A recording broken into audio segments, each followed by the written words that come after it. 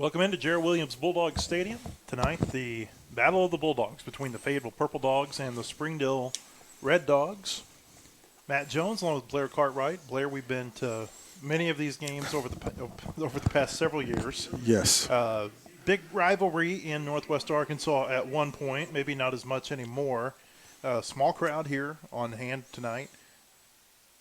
But Coach Williams down there posing for photos. It still feels like a big deal, though, when Fayetteville and Springdale get together for people who have been around this area for a long time. At one point, this was the rivalry in this area, maybe even the state of Arkansas. Oh, no question about it, and I can't help but laugh as I see Gerald Williams, for whom the stadium is named, down there taking selfies. I'm sorry. I never would have imagined I'd ever see the day where Coach Williams – he was not the kind of guy to take selfies. No, he was not. No, absolutely not. Gerald Williams and members of the 1999 Springdale football team here tonight celebrating the 20-year anniversary of their state championship. It was the fourth state championship in the history of Springdale High School out of five. Of course, they had that great 2005 team that was coached by Gus Malzahn. Gerald Williams won 4 state championships, and he was a pain in Fayetteville's side for many years, those teams that he had. This is the 97th consecutive season that Springdale and Fayetteville have played. The rivalry dates back even farther than that, back into the early 1900s, but they played every year since 1923, and if it's not the longest continuous rivalry in the state, I would be very surprised. Yeah, it's up there. For years, as you alluded to, when you said Fayetteville Springdale, everybody was talking about it. The place, no matter if it was at Harmon Field or here, it was packed. You had to get here by 4:30 to even hope to have a chance to get in the stadium. But, times have changed. But still, there's still a lot of emotion when it comes down to it. In 2005, when Fayetteville and Springdale played, they were the number 1 and 2 teams in the state of Arkansas. You had to have a ticket the day before the game, or you weren't going to get into Harmon Field that night. Springdale leads the overall series 62-43-10. Fayetteville has won 10 straight games in the series, though, most of them by blowout. Of course, there's another Fayetteville connection here in Springdale. Zach Clark, the Springdale head coach, the former Fayetteville quarterback. 2 former Arkansas Razorback quarterbacks are the head coaches tonight. Clark for Springdale and Casey Dick for Fayetteville. Springdale get the ball first. Thomas Needy tees it up, and we are underway in Springdale. The kickoff is dropped at the 10-yard line, and this is not going to be much of a return. Fayetteville coverage team gets down there quickly, and Springdale will start inside its own 15-yard line. Those numbers are going to be hard to read for Springdale wearing those gray jerseys with red numbers, and that's another thing, too. In this rivalry, it was always both teams wore the traditional red and white, purple and white, and it was clean, and you could easily read numbers, but times have changed. 116th meeting between these two schools. Many times they've met 2 years in the same season, and some years there were ties at the end of the conference season, and they would play a one-game playoff to determine who won the conference championship. Short run here on first down to bring up 2nd and long for Springdale. Fayetteville coming into the game off a 55-14 loss last week at Springdale. To Bentonville in Fayetteville. Lost 55-14 to the Tigers. Fayetteville comes into the game 3-4 overall, 2-2 in 7A West Conference play. 2 wins is not going to get you into the playoffs. It's not going to guarantee you a spot into the playoffs. It might get you into the playoffs, but Fayetteville, if it can win here tonight, will most likely punch a playoff spot. Yeah, and you want to be able to host too, Matt. Yeah. Come playoff time, especially that first round game. Another short run up the middle, not much there. It'll be 3rd down and 7 for Springdale. The Red Dogs are coming off a 27-17 loss to Rogers last week. Maybe the most surprising score we have seen this year in the 7A West, given how, there's no other way to say it, how poorly Rogers had played up until that point, especially defensively. For Rogers to hold a team to 17 points, that really it really raised a lot of eyebrows because they'd been giving up so many points. It was very surprising, to say the least, and one big key for Rogers, they blocked a punt. Special teams are also important, and special teams could be a very key factor again tonight. Connor Hutchins' 3rd down pass was overthrown, and the Red Dogs will go 3 and out here on the opening drive of the game. Connor Flanagan stands back deep for Fayetteville. Purple Dogs, no doubt, will want to get him more involved in the game tonight. Just one target last week against Bentonville. It was a catch for 2 yards. That's for a player who led the state in receiving last season and had scored 3 touchdowns the week before against Van Buren. You know, that's one area, too, special teams where Fayetteville had so much success last year that we saw. They haven't really had the opportunity either to bust a big play on a punt return, but now would be an ideal time. I'm not sure what the clock is that what continued it to is? run, Okay. and they're trying to get the clock reset to the correct time off of the incomplete pass. They'll reset it to 10 minutes and 10 seconds. So now Stoney White will punt the ball away for the Red Dogs. He stands back at about his own 1, between the 1 and the 2. Flanagan standing at midfield for Fayetteville. This would be a great time for Flanagan to knock home a big return. Not a great punt. It was pressured by Fayetteville. This is going to go out of bounds inside the 40-yard line. We'll wait to see where they spot it, but Fayetteville's going to get great field position out of this at the 36 of Springdale with 9:58 to play first quarter. Great opening spot for the Purple Dogs. Yeah, it's going to be key for the offense. Let's take this, move it in, down the field, and score and get this thing going. Because you know they want to bounce back after the performance they had last week against Bentonville. This is going to be some sort of trick play right here, Blair. Well, now the players go back in to huddle up again.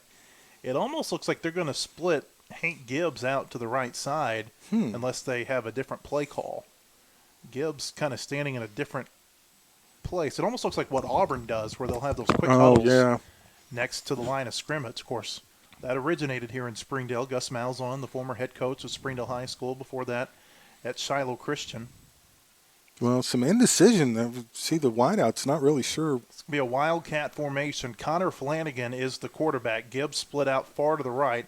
Flanagan keeps it across the 35. Connor turns those legs and gets down near the 30.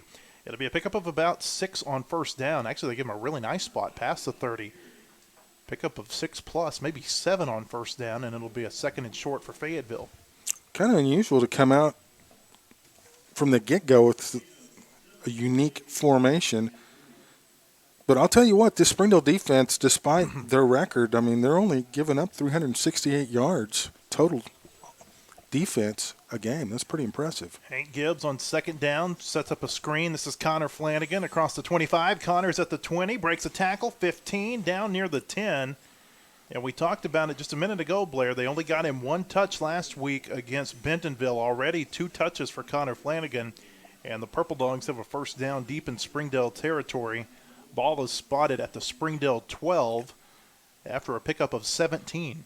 He is so good across the middle, and that's a gift because not many guys can catch a pass across the middle and then make people miss like he does. There's some D1 coaches that are going to miss out on him. 3 receivers to the right side. That's the open side of the field. Gibbs is being pressured, and he's going to be taken down in the backfield, just slammed down back past the 15 near the 17-yard line. Again, those Springdale jerseys are really hard to read tonight. Yeah. I believe that might have been Andre Sparks with the sack, though, for the Red Dogs. A loss of 5, 2nd down and 15. And he's their leading sacker. That's his 9th on the season if that was Mr. Sparks. They will get after you on the defensive line at Springdale. They are big boys. Gibbs on 2nd down gives it to Ingram straight up the middle. Ingram gets the lost yardage back, +1 to the 11. It'll bring up a 3rd down and long for Fayetteville, though. 3rd and 9. The Purple Dogs need to get to the 2-yard line.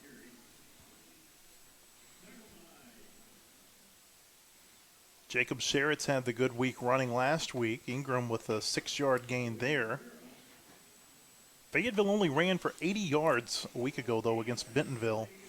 Of course, part of that was because they got behind by so much that they had to throw the ball. This is not going to be an easy one here, 3rd and 9. Gibbs out of the shotgun, throws it out to Ingram. Got it in the flat, but he's going to be short of the first down. Going to be taken out of bounds at around the 7-yard line. They'll actually mark him at the 8, so a 3-yard pickup on the play. And now for Casey Dick, a decision here early. Do you take the points or do you go for it? And right now it looks like he's going to keep his offense on the field. Yeah. He's tended to go the aggressive route Yeah. all season, so no reason to change up now, I guess. 4th down and 6 yards to go. Fayetteville needs to get to the Springdale 2-yard line. Tight set. They've got Eli Chaddock, the H-back, in there, and now Springdale's going to jump off sides, and this is going to get a lot of that yardage. 5-yard penalty here. That will move Fayetteville down to the 3, and it'll be a 4th down and 1. And now they'll change personnel. It looks like they're going to bring in the big package, Blair, with Quinn McLean. Yeah, and this, shortens it up. So, yeah, it opens up a lot more of the playbook now with 4th and short. McLean has been their short yardage quarterback quite a bit this season. He had a 1-yard touchdown run against Van Buren 2 weeks ago. Converted a 3rd down and short last week against Bentonville. They'll bring Flanagan in motion. They'll play action to him. McLean takes it. He has got the 1st down. We'll wait to see if he's got the touchdown. I think they're going to mark him a yard short. It'll be a 2-yard pickup for McLean to the 1, and it's 1st and goal for Fayetteville. Well, it worked. And McLean, every time he's run that package, he's had success. Correction, it was a 3-yard pickup. It was a half a distance to the goal penalty. They'll run it again. McLean up the middle. Touchdown, Fayetteville. Quinn McLean goes in from a yard out, and the Purple Dogs have struck first here in Springdale. Touchdown brought to you by Alex Baldwin State Farm, Fayetteville's #1 auto insurer. On the web at callalexbaldwin.com. 7 plays, 36 yards, and for Quinn, that is touchdown number 8 on the season, his 6th rushing touchdown. Thomas Needy is on to attempt the extra point. Ball's down, the kick is on the way, and it is good. And so with 7:27 to play in the first quarter, our score, Fayetteville 7, Springdale nothing. This is Purple Dog football.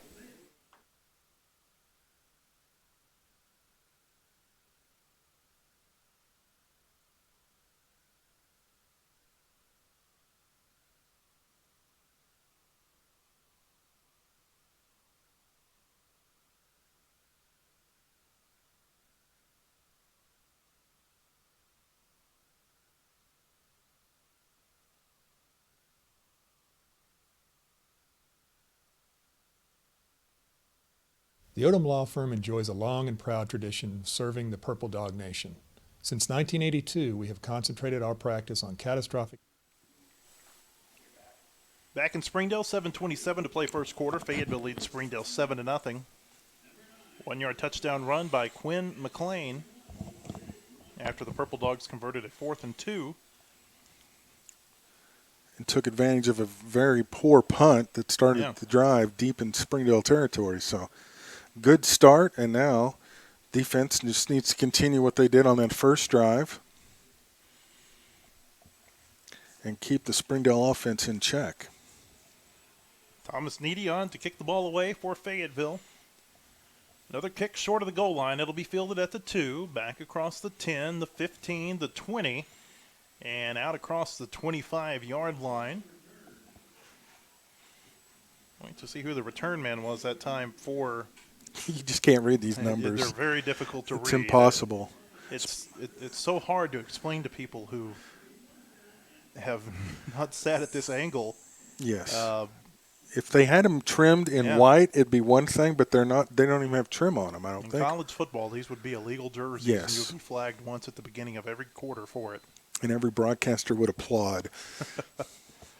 On 1st down, Springdale throws, hit as he throws. This pass almost intercepted. Ooh. Brooks Flanagan just misjudged it a little bit. Not a great pass that time by Connor Hutchins. It'll be 2nd down. Wansley was the target, and he is the man you have to watch tonight, number 21. 60 catches, 823 yards, 10 touchdowns. He is the straw that stirs the drink that is the Springdale offense. And he is a beast. 2nd down and 10 for Springdale. 7:06 to play, first quarter. Fayetteville leads 7-0. Red Dogs looking for their first down of the game. Hutchins, the quarterback, in the pistol formation, gives it to his running back. Not much there, maybe a yard on the play. And Springdale, once again, going to be facing a 3rd down and long. on the carry that time for the Red Dogs, number 22, Gilberto Dominguez. They're not a big play offense, Matt. No. Their longest run has been 39 yards. Their longest pass play has been 51. They just kind of paper cut you to death. A bit surprising, too, given Zach Clark's past. He's coached some really prolific offenses in the past. Hutchins on third down, looking deep across midfield. Oh, almost a one-handed catch, but it goes out of the reach of the receiver. That was Ladarius Wansley. Boy, he Brooks had Flanagan on the coverage for the Purple Dogs. They'll bring up a punt. he'd already mastered the hard part. He pulled the ball in, which was remarkable in itself, but just could not reel it in all the way. But, yeah, he's a big-time player. And that was despite very good coverage from Flanagan. Connor Flanagan back deep for the Red Dogs. And now we've got a pause. Another clock issue, maybe? Break in the action. It gives us a chance to tell you that Ozarks Go offers all-fiber internet and premium television and telephone services to Northwest Arkansas. Changing the definition of internet, Ozarks Go, proud supporter of Fayetteville Bulldog football. Just not a lot of energy in the stadium tonight. Not a lot of people. It's a cold night, 49 degrees at kickoff, feels like 46. Now the referee is giving Zach Clark the numbers again. Some clock issues here early for this Springdale group. It's like being at War Memorial Stadium, huh?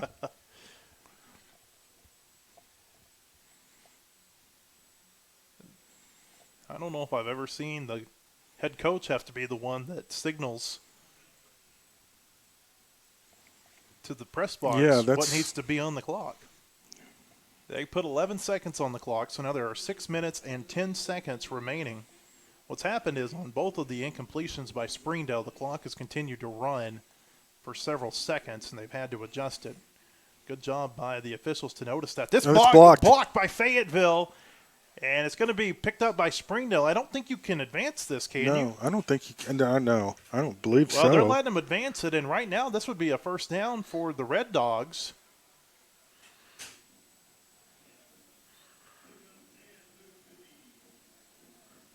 Yeah. Well, I'll be darned. It's a first down for Springdale. I did not think you could advance a block punt. Neither. Because you never had possession. Wow. Well, Fayetteville's coaches. Wow. They're not, They're not challenging this, so not that you can challenge the play, but you can be upset about it. No disagreement, it seems like, from the Fayetteville side of the field. First time I've ever seen that. First down for Springdale. Hutchins turns around, gives it to Dominguez. Not much there. May have gotten back to the line of scrimmage. And on the tackle that time for Fayetteville was Caden Turner. It'll bring up a second down and 10. I don't know how to even begin to score that. Well, I guess it would go down as a rush. Or or fumble. Maybe a fumble recovery. I don't know. That's crazy. I don't know. Fayetteville came close to blocking the first punt, and they didn't really try. They got around the edge, but they never put their hands out. And then that time a high snap, and Fayetteville was right there. Second down, throws, right side, pass is incomplete. Tyler Barnes gets his hands on it, knocks it away, and it'll be a third down and 10 for the Red Dogs. I almost wonder if you should do another block punt. That should have been your biggest gainer of the night. That's something. Of course, how often do you see the opposing team recover a block punt, too? That's good heads-up play by Springdale's players just to keep playing through the whistle. No question. Third down and 10. Springdale's got to get to the Fayetteville 48. Hutchins in the shotgun formation. Fayetteville with a pretty good pressure. Throws, and that pass is incomplete. There is a flag on the play. It looks like this might be some sort of illegal contact down the field against the Purple Dogs. Yeah, that can't be a pass interference because that was not the receiver it was intended for, nor was he close to the pass. Holding, probably. Hutchins threw it. That's a pass interference against Wow. I didn't see that. I saw Hutchins throw it into triple coverage. Yeah. But it didn't look like a Fayetteville player got his hands on the intended receiver. Yeah, how can you have pass interference on the receiver that it's not intended for? Well, Fayetteville has come close to getting off the field twice, but a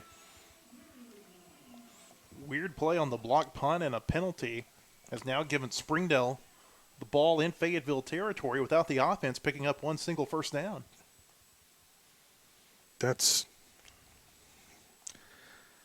Well, Very strange. you always see a little bit of something in the Battle of the Bulldogs, Matt. On first down, Hutchins throws it, and this is going to be bottled up quickly. Melvin Comwinda got his big paws on it. Melvin Comwinda came out of there with the football, and they're going to blow it dead. Well, Comwinda came out of there with the ball. They'll mark him down at the 43, which is the original line of scrimmage. Yeah, they're going to say the forward progress was stopped, but I believe that was Davon Sparks that they gave the reception to. Second down and 10. Hutchins looking right side. This is Sparks again across the 40 down to the 39-yard line. Correction, that was Parchman, number 2. 4-yard pickup on the play. Tyler Barnes with the tackle for the Purple Dogs. Third down and 6. Can Fayetteville get off the field here? so they've got Wansley covered pretty good. Parchman's their kind of number 2 option on the offense. So those are the 2 guys Fayetteville will key on tonight. And I would imagine you'd be willing to let the others be the ones to try to beat you tonight, but you're going to focus on those 2. They bring Parchman in motion, try to set up a screen. They've got Wansley, but he's not going to get the first down, I don't think. Here's a second effort, though, Blair. He's got the first won't down. go down. He is a beast. My goodness, down to the 32-yard line. You thought they might blow the play dead. Wansley with about 7 after the catch, and Springdale just continues to move the ball in the most amazing ways on this drive. That was unbelievable. I mean, there were 8 Bulldogs around him. Great defense, swarm tackling, but they could not get him down. First down, Hutchins looking right side, looking for Wansley, and that's incomplete. Little push. Yeah, Wansley got away with a pass interference there. Extended his left arm against Brooks Flanagan. Flanagan gets up, kind of jawing. Yeah, they'd be separated. Yeah. Well, that's going to be the battle to watch the rest of the night because those 2 are both very good at what they do. The battle and the battle of the Bulldogs. Yes. Second down and 10 at the 32. Of course, now Wansley moves to the other side of the field. Oh, no, Flanagan Brooks is going to moves go over there with him. Yeah, Yeah, he's going to shadow him tonight. yeah, that's going to be a great battle to watch. Second down and 10. Turns around. Dominguez with the run here. Gets down to the 30. 2-yard pickup on the play. Tyler Barnes on the tackle for Fayetteville. Good to see him back. He's played well the last couple of weeks. Third down and 8. This is the 4th third down that Springdale has faced on this drive, the 5th one so far in the game. They've converted 1 traditionally and 1 by way of a penalty. Not your conventional offense. Definitely not your conventional drive. No. Third down and 8. Need to get to the 22. Hutchins looking left. Throws. Passes intercepted. This is Tyler Barnes at the 22-yard line. There won't be any gain on the play. And Fayetteville is going to take over right on cue. Tyler Barnes makes a big play, and he has been so good for this Fayetteville defense the past couple of years when he's healthy. Played well last week against Bentonville, and a good pick there. Great job by Tyler. He read the quarterback's eyes. He knew that's where he was going to go, and he just kind of bided his time not to jump the route too soon. Got the big turnover. Fayetteville offense comes on the field. Boy, and Springdale was able to milk quite a lot of the clock. Just 3 minutes left. 3 minutes to play first quarter. Hank Gibbs in the pistol formation. 2 receivers to either side. Sherritt's the running back behind him. First down from the Springdale 20 or the Fayetteville 22. They throw right side. This is Satania, and he can't get past that first tackler. He gets 5 yards out to the 27. Second down and 5. And you see Satania rising up each week in the receiving numbers. He's just a sophomore. Man, is he going to be a dandy. In the newspaper this morning, they had next to his name a burgeoning superstar. Yes. But we've known that for several weeks. 3 100-yard receiving games for Isaiah the past 4 weeks. On second down, they throw left side. Flanagan, a dangerous pass, gets away from the first wave. He's got the first down, steps out of bounds at the 32-yard line. It'll be a pickup of 5. Let's say they've got the first down. It looks like he's got the first down, but we'll wait for the official mark. Is there a flag on the play? I don't. Yeah, there is. Oh, It's an there illegal is. Yes. shift on the far side of the field against the Purple Dogs. That'll negate the big play and the first down. It'll move Fayetteville backward. Give us a chance to tell you that McNaughton Real Estate has served buyers and sellers for more than 35 years. McNaughton looks forward to earning your trust and respect through our raving fan level of service and our extensive local knowledge. McNaughton Real Estate is a proud sponsor of Fayetteville Bulldog football. Yeah, and that pass almost got picked too. The defender read it and committed a little soon. 2nd down and 10 for the Purple Dogs. Gibbs, empty backfield set, looking left all the way. Now guns up, throws. Connor Flanagan with the catch. Connor's at midfield, and he stepped out of bounds. Stepped out of bounds at the Fayetteville 48-yard line. Still a big play. 26 yards for Flanagan and a 1st down. Had the pass been a little shorter, he might have been able to stay in bounds, but the main thing was he made sure he caught the pass before going out of bounds. Great catch by Connor Flanagan. Flanagan, again, just 1 touch last week. Really involved in the game plan here early on in Springdale. 1st and 10, Fayetteville from its own 48. Gibbs turns around, gives it to Sherritts across midfield. Sherritts across the 45 of Springdale, down to the Red Dog 43-yard line. 9 on 1st down. It'll bring up a 2nd down and 1. Once they got lined up, they were ready to go. Gibbs wanted Sherritts over to his left, not the right side, and that was the right call. Now they've got this Bulldog defense guessing, and that's good for the Fayetteville offense. Gibbs in the pistol formation. Would be surprised to see Sherritts get it again here. He gets it across the 40. Jacobs at the 35. Cuts off the field at the 30. At the 25, the 20. Sherritts into the red zone. Going to be taken down at the 18-yard line. Pickup of 25 on the play and another 1st down for Fayetteville. It's amazing what a healthy Jacob Sherritts can do for this offense, isn't it? Last week he looked as healthy as he has since he suffered that injury over to Wasso in week 2. And it's a difference maker when he's in there. And now we've got motion on the line of scrimmage, and I think this is going to be against Fayetteville.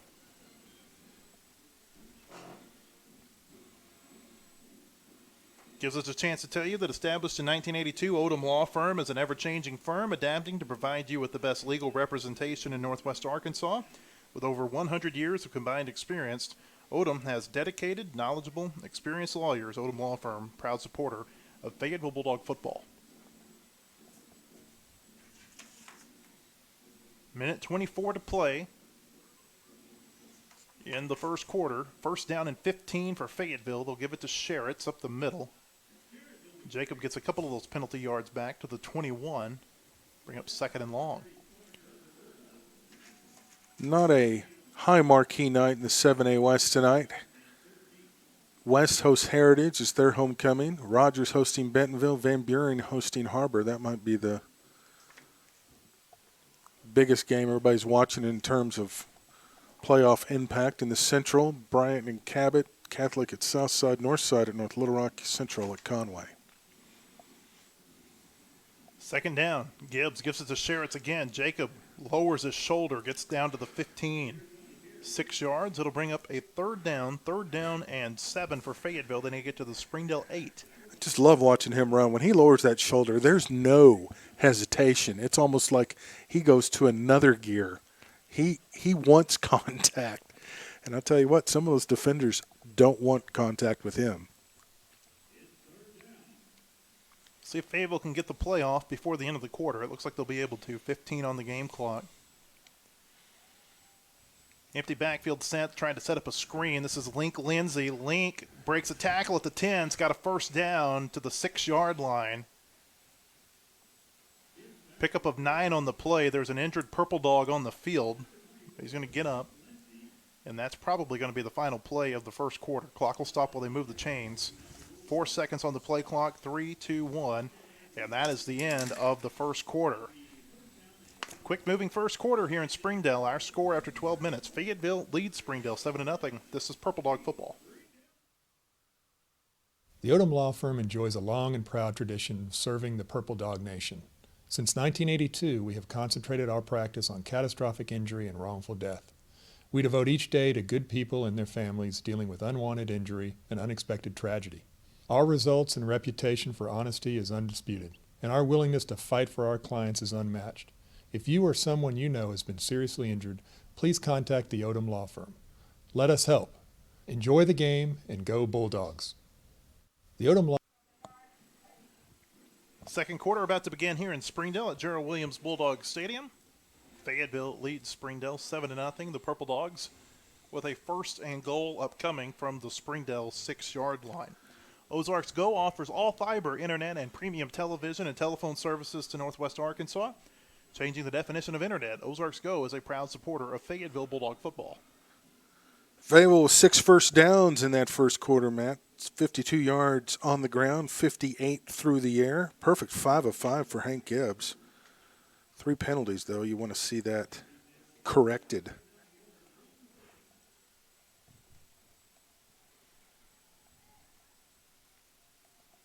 First and goal here for Fayetteville from the 6-yard line. Some movement along the line of scrimmage, and we're going to get a false start against Fayetteville. Man. Pre-snap penalties, they've been a killer throughout the season.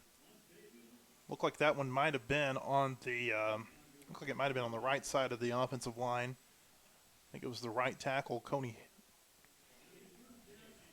His.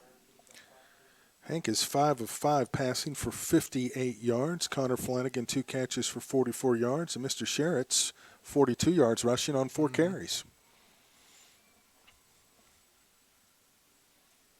Still a little confusion on the line. First and goal now from the 11. Gibbs rolls right, now just cuts up field. He's going to be taken down. Did the ball come out? I think it did. And I think Hank might have been able to get back on it at the 9-yard line. He was spun around and thrown down from behind. I thought he might have been down before the ball came out. That's actually going to benefit Fayetteville a little bit because instead of 2nd and goal from the 12, they're going to give him 2nd and goal at the 9, which is where Gibbs came away with the football. A fortunate break. He had Flanagan in the corner of the end zone. I don't know if he didn't see him, but that's when he tucked and ran.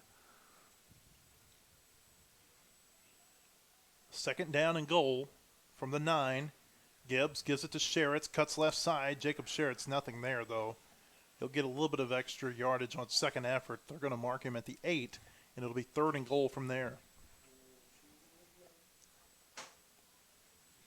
Well, they tried to run to the far side, but Springdale had it stacked up at the line of scrimmage. Fayetteville's going to bring in a different unit here. Some confusion. I think they Fayetteville thought it might have been 4th down. Yeah, I do too, because that was the field goal unit that was trying to come on the field. Absolutely. And they're going to have to burn a timeout. Take a timeout. We'll take one with them. 10:43 to play 2nd quarter. Fayetteville up 7-0. This is Purple Dog football.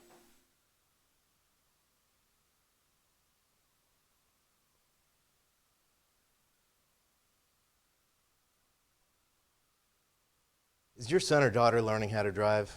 If so, then you know the feeling. Your new driver is out there on roads that are new to them, and the only thing more frightening than that is to think that they might also be on their cell phone. Parents, it's absolutely critical for the safety of our kids and for the public that we eliminate distracted driving. You can do that by enforcing and building good habits now and by following the law that prohibits the use of cell phones by drivers 18 years or younger. If we all work together in that respect, maybe we'll feel a little bit better the next time we hand our kids the keys. 10:43 to play 2nd quarter. Fayetteville leads Springdale 7-0. The Purple Dogs facing a 3rd down and goal from the Springdale 8-yard line. This, Blair, has been where Connor Flanagan has been so good for Fayetteville over the middle.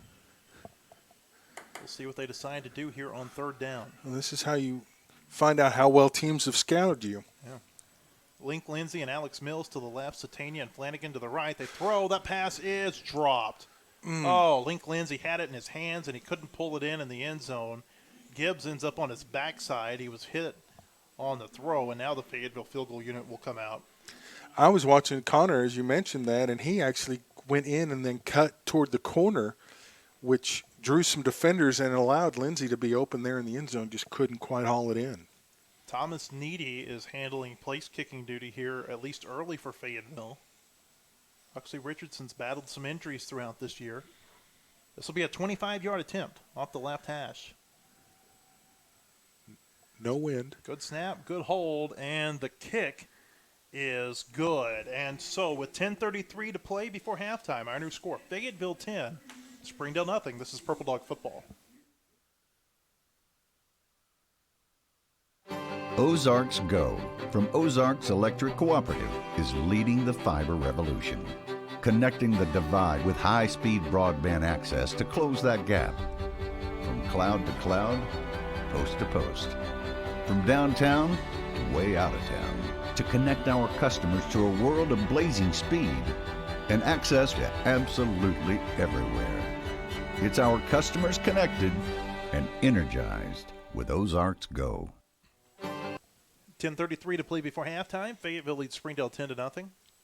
12 plays, 67 yards on that drive. Game being brought to you tonight in part by McNaughton Real Estate. McNaughton has served buyers and sellers for more than 35 years and looks forward to earning your trust and respect through our raving fan level of service and our extensive local knowledge. McNaughton Real Estate, proud sponsor of Fayetteville Bulldog football. 6 first downs for the Bull. Yep, that's right. 3 for Springdale. That can't be right. We've got more than that. I think 6 sounds right. Okay. But you kind of are a little bit uneased by the fact that we're letting Springdale hang around. Fayetteville's got great field position both times tonight. Thomas Needy's kick is going to go into the end zone, and that will be a touchback. Springdale will take over at its 20-yard line. Well, it doesn't look like the wind's really blowing that much, but that was much more noticeable distance-wise than the 2 kicks that went from right to left. Absolutely. Well, the flags are blowing a little bit now. You look at the scoreboard.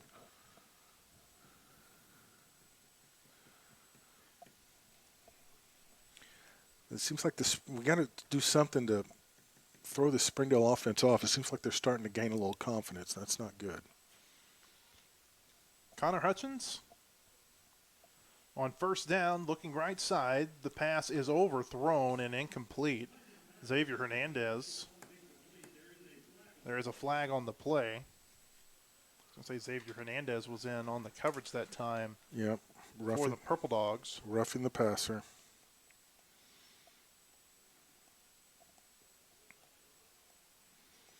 Just cannot do that.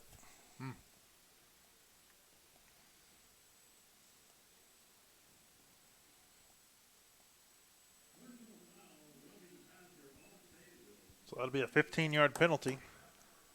Fayetteville. Penalties have been a killer so far for the Purple Dogs. That's already the 5th penalty of the ball game against Fayetteville. That's not what you want.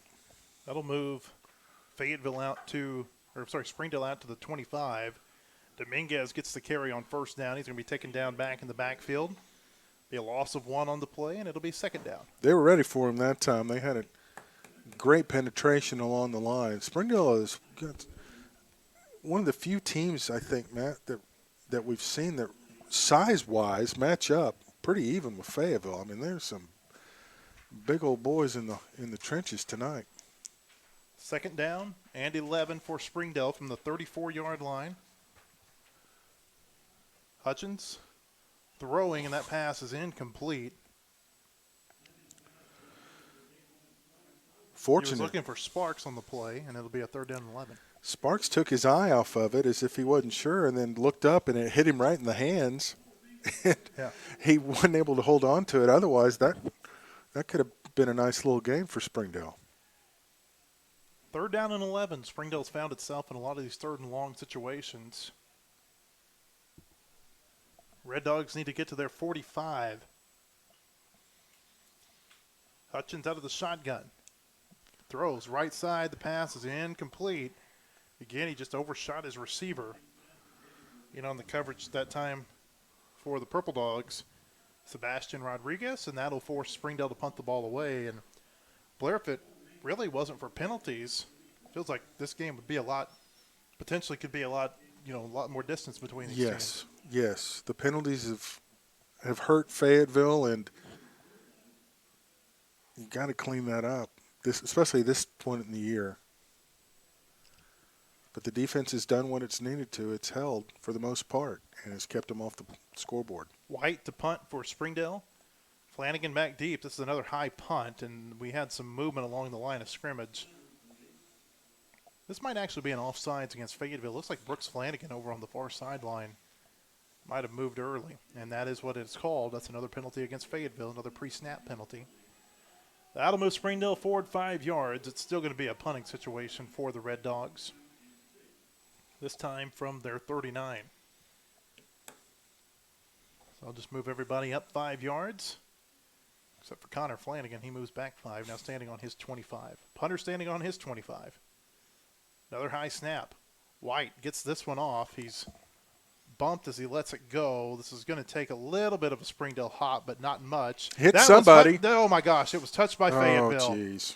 It was touched by Sebastian Rodriguez. Springdale recovers at the 34-yard line.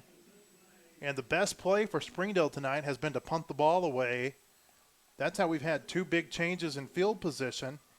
Touched by Rodriguez. Springdale recovers at the Fayetteville 34 with 9:35 to play before halftime.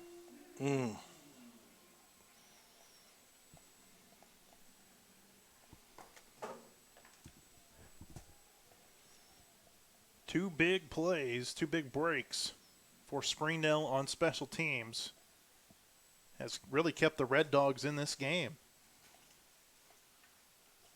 On first down, they're going to go Wildcat. Parchman runs left side, and he's going to be taken down past the 35. Correction, that was Wansley with the carry for Springdale. They mark him out at the 31. A pickup of 3 on the play, 2nd down and 7. They're going to do whatever they can to get the ball in his hands right now. Fayetteville's done a pretty good job of taking him, or at least passes his way, kind of out of the equation. 3 receivers right side for Hutchins, the quarterback, on 2nd down and 7. Springdale needs to get to the Fayetteville 24. The give here, and a good tackle that time by Caden Turner. He actually slowed him down. The tackle was made by Jalen Oliver. It was Dominguez on the carry. Dominguez taken down 2 yards behind the line of scrimmage. At the 33, it's 3rd down and 9. Great job by the defense. It's almost like they knew that's what they were going to run. I mean, they were that prepared for it. Now you got to figure out where Parchman and where Wansley are and keep your eye on them. Talk about it a lot, but Caden Turner, just a really impressive-looking sophomore linebacker for the Purple Dogs. The tradition continues. Yeah. So many good linebackers have come through this program. On 3rd down, Hutchins throws right side. The pass is caught across the 30. No, they're going to say it's incomplete. Well, he wouldn't have had the 1st down even if he brought it in, but kind of leading you to think, well, they're going for it on 4th down.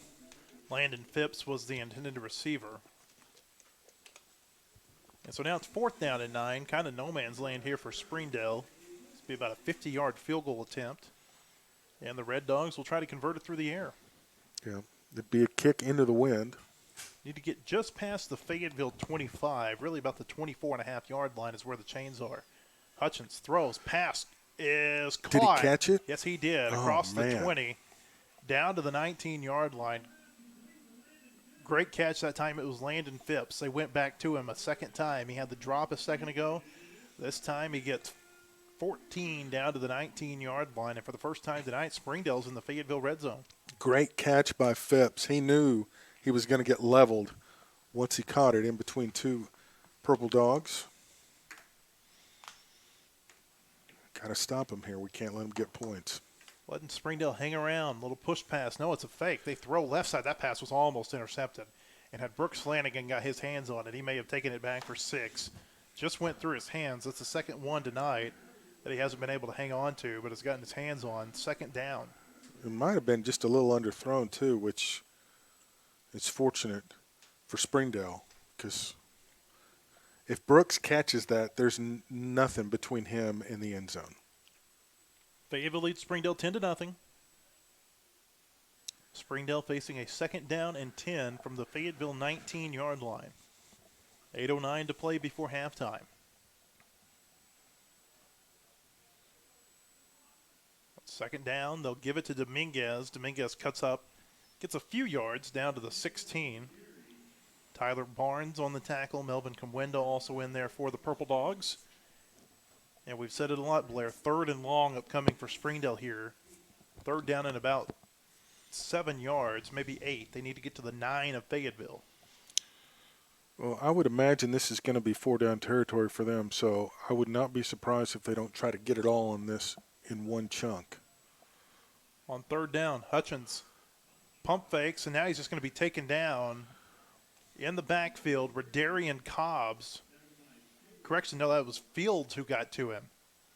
Fields takes him down.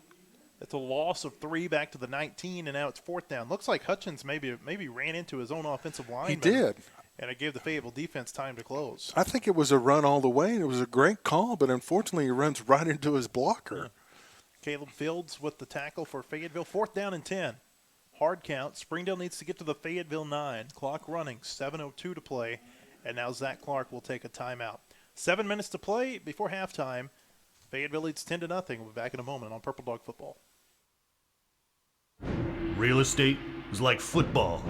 You want a winning team that knows how to run offense and defense, knows the plays, the competition, how to score, and isn't afraid to get a little dirty. The McNaughton team knows 2 important things. 1, how to help you buy, sell, invest in, and manage real estate. And 2, how to cheer on the home team with an awesome tailgate event. For all your real estate needs, visit us at allnwahomes.com. McNaughton, your neighborhood community realtors. 7 minutes to play before halftime. Fayetteville leads Springdale 10-0. The Red Dogs are facing a 4th down and 10 from the Fayetteville 19-yard line. If they opted to kick a field goal here, Blair, it would be about a 36-yarder into the wind. Their kicker, they've got a couple of kickers they could use. They've got the range, but the way this game is shaping up, Springdale knows they need touchdowns, and field goals just isn't going to cut it. Hutchins, the quarterback, brings the offense back out on the field on 4th down. Got to get to the Fayetteville 9. Hutchins looking left all the way. Now he throws toward the end zone, one-on-one coverage, and it's caught. Oh, my Touchdown. goodness. There's a flag on the field. I think this is going to be offensive pass interference against Wansley. Wansley and Brooks Flanagan were jockeying for position like a couple of Fords trying to go up for a rebound there. There's a flag in the end zone. Flanagan thinks it's against Springdale, and we'll wait and see what the call is.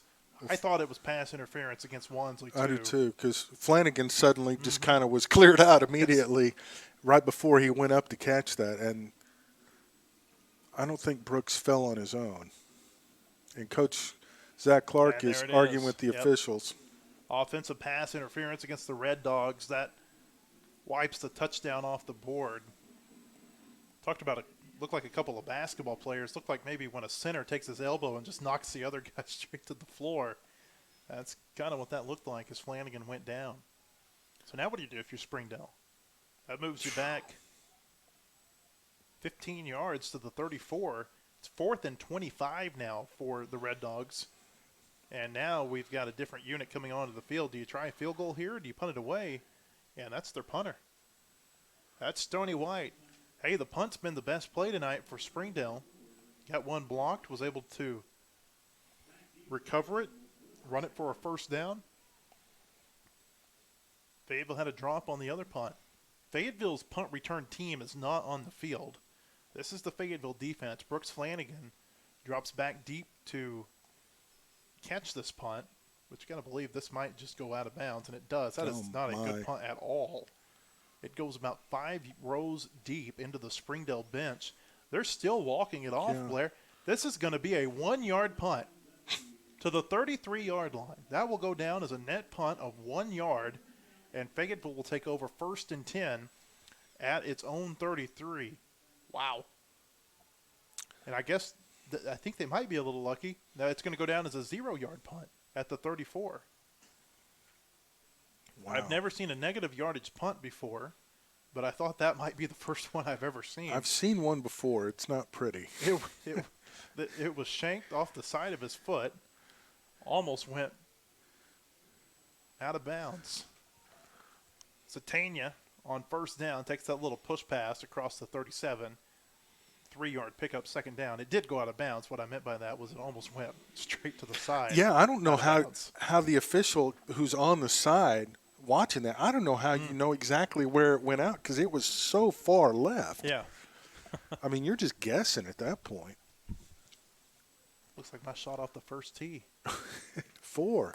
Yeah, you got to yell 4 after you hit a punt like that. Gibbs gives it to Sherritts.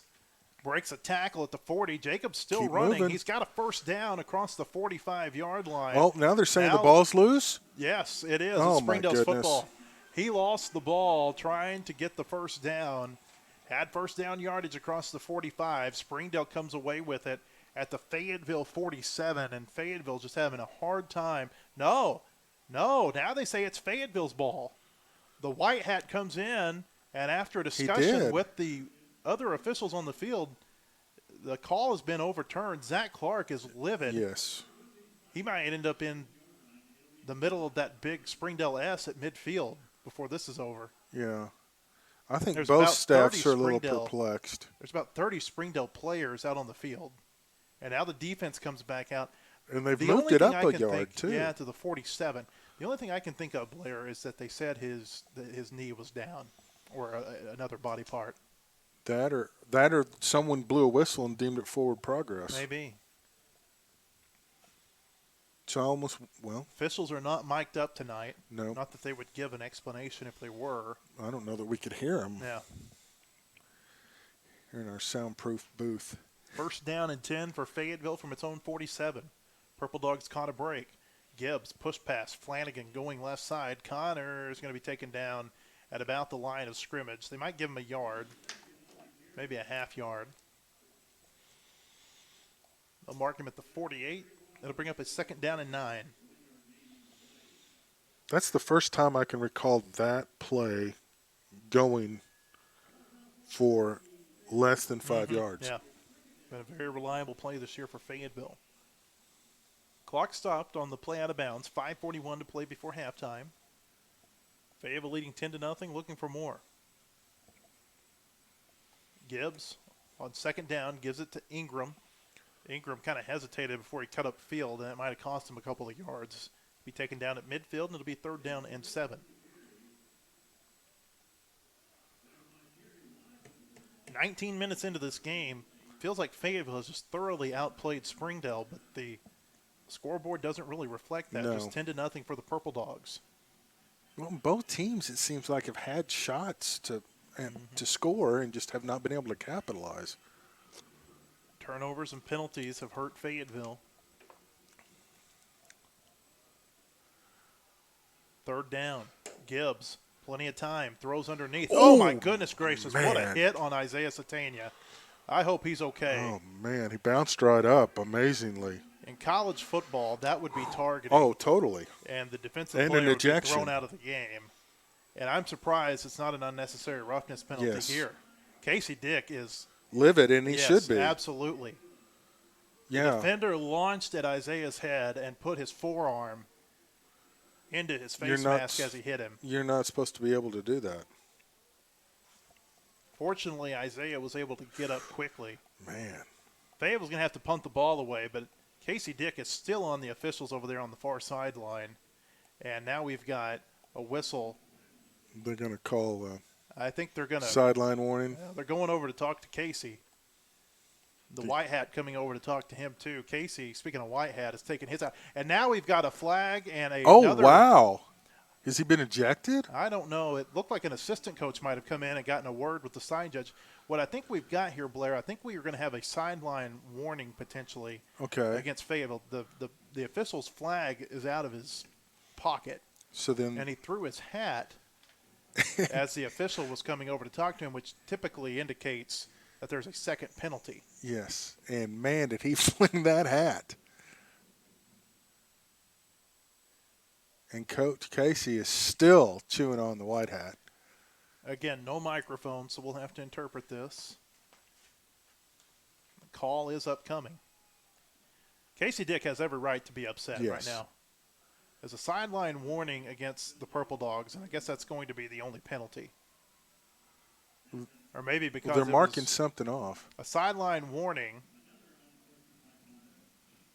It was a sideline warning, Blair, and then an unsportsmanlike conduct Okay. call against the Purple Dogs.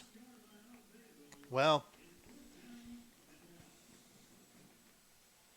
don't agree with that. Not necessarily No. that Fayetteville didn't warrant the penalty, but there Yeah. should have been a penalty on Springdale. Quinn McLean punts this ball away. This is a great punt. Maybe the best one I've seen Quinn have. That hit a Springdale player. That's a live ball. He's going to be able to get it inside the 20. Fayetteville has about 8 return men down there, or 8 men in coverage, I'm sorry, to bring down the return man. Parchman was the return man for the Red Dogs. And Springdale will get the ball. Waiting to see where they spot it. I think they were spotted at the 17-yard line. Boy, this Battle of the Bulldogs, man, you always see something just crazy, and we've seen a lot of crazy tonight. I just hope Isaiah Satania's okay after that hit. I was shocked he was able That to ball's bounce up. fumbled. There's fumble. It's still on the ground. Oh, it's a trick play? What's going on? I think they were trying to throw a flea flicker. They'll give Springdale a little bit of forward progress up past the 10, maybe to the 13-yard line. It'll be a loss of 4. Looked like that was going to be a flea flicker, Blair, and Fayetteville blew the play up. And then sometimes you just got to eat the ball when the play doesn't go right, and Springdale really fortunate to have the ball still after that play. I don't think they're going to put this one in the time capsule with all the other great Battle of the Bulldogs, but it's been interesting to say the least. Balls hit the turf 2 plays in a row for Springdale. Red Dogs facing a second down at 14. They're going to take a timeout. And now Zach Clark will take a timeout. We'll take one with him. 3:19 to play before halftime. Fayetteville leads 10-0. This is Purple Dog football.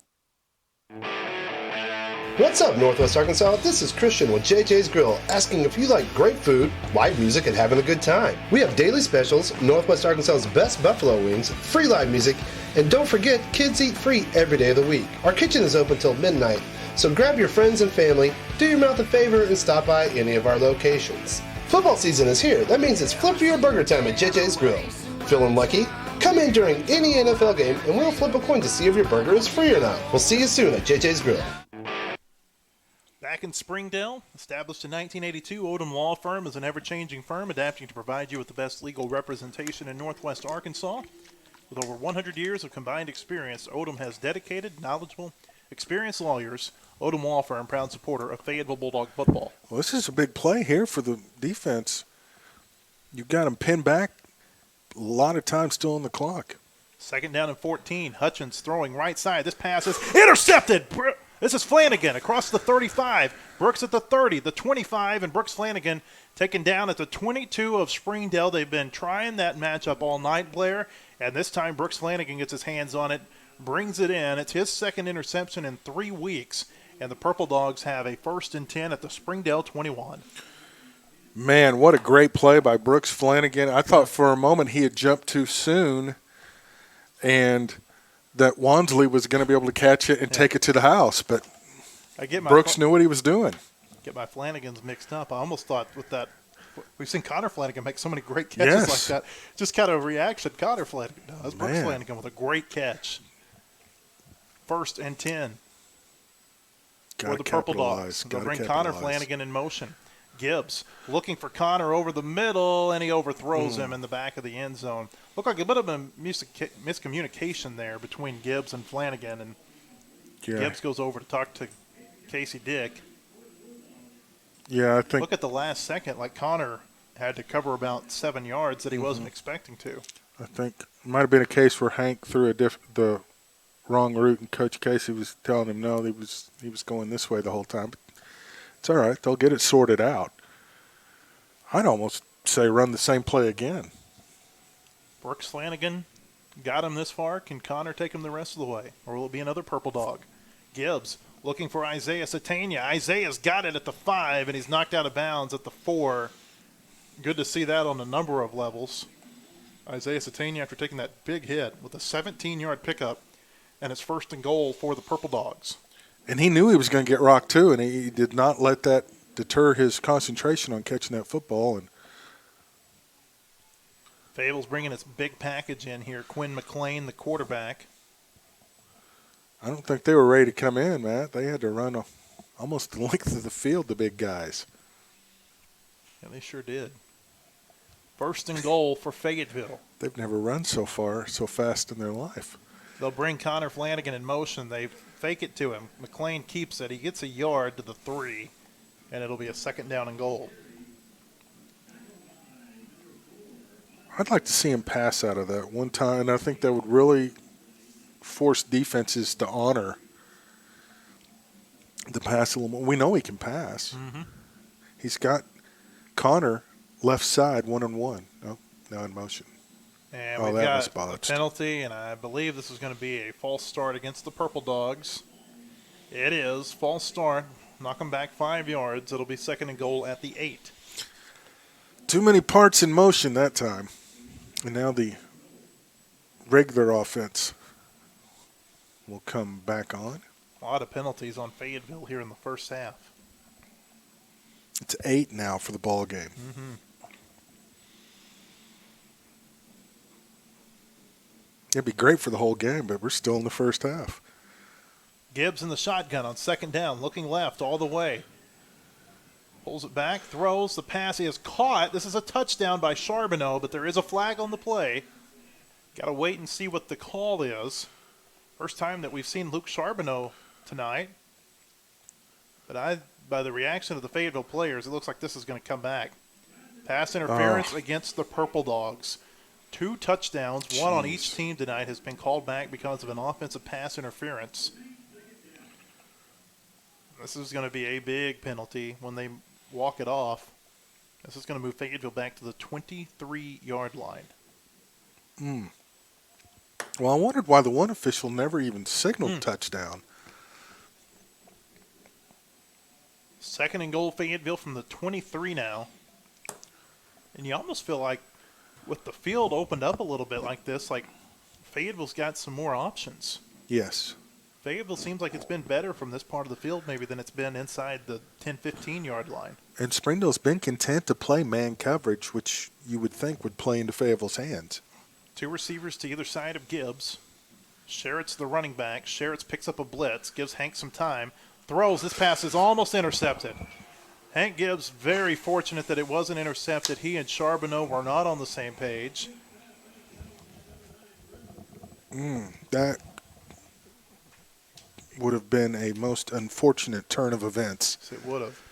It was Brendel Cook got his hand on the ball. Actually got his hand on the ball a couple of times. Came up and hit him in the face mask, and it went down. Almost looked like that C.J. O'Grady touchdown catch last week against Auburn, where he had it in his possession. It came back up. But unlike that play, he couldn't come up with it this time. How about O'Grady, Fayetteville High product? He's doing very well. We will see him on Sundays. 3rd down and goal, and Hank Gibbs is going to go down. He's sacked. There's a flag. flag on the play, and I believe this might be a hold against the Purple Dogs. We'll wait for the call. But if this is 4th down, Blair, that's going to be a long field goal. yes, it would be. Fayetteville players are moving backward. No. Yeah, face mask against the Purple Dogs. That's going to move them back 15 yards farther. Wow. Oh, it's on Springdale. I was going to say, The referee, signaled the wrong way, didn't yes, he pushed the wrong way. Pointed the wrong way, pointed toward Fayetteville. His umpire came in and corrected him. This is going to be a 15-yard penalty against Springdale. It's been a rough night for everybody. he? Yes. It's going to move the ball down Still 3rd and goal from the 15-yard line. It's 3rd down, right? 3rd down, yes. Okay, the marker over there says 4. Yeah, it should be. It should be well, 3rd. Yeah. Well, don't always trust the marker, No, especially on it's the 4th road. down. It'll Is be 4th it? down. Even though the penalty was on the defense. I think so. Now, Casey Dick's wanting an explanation. Yeah, he should. Casey's, yeah. I believe it should be 3rd down. It should be. The scoreboard says 3rd, but the placeholder says 4th. Remember, high school football rules in many regards are different than what we see on Saturdays and on Sundays. Yes. But why would you penalize the offense for a down in which the penalty was on the defense? They're going to talk about this. Casey Yeah. Dick, and I think he's right, this should be 3rd down for Fayetteville. And the question is whether or not he had to burn a timeout, and I think he did. I think he did too. So he's down to to get the 1. officials to correct this.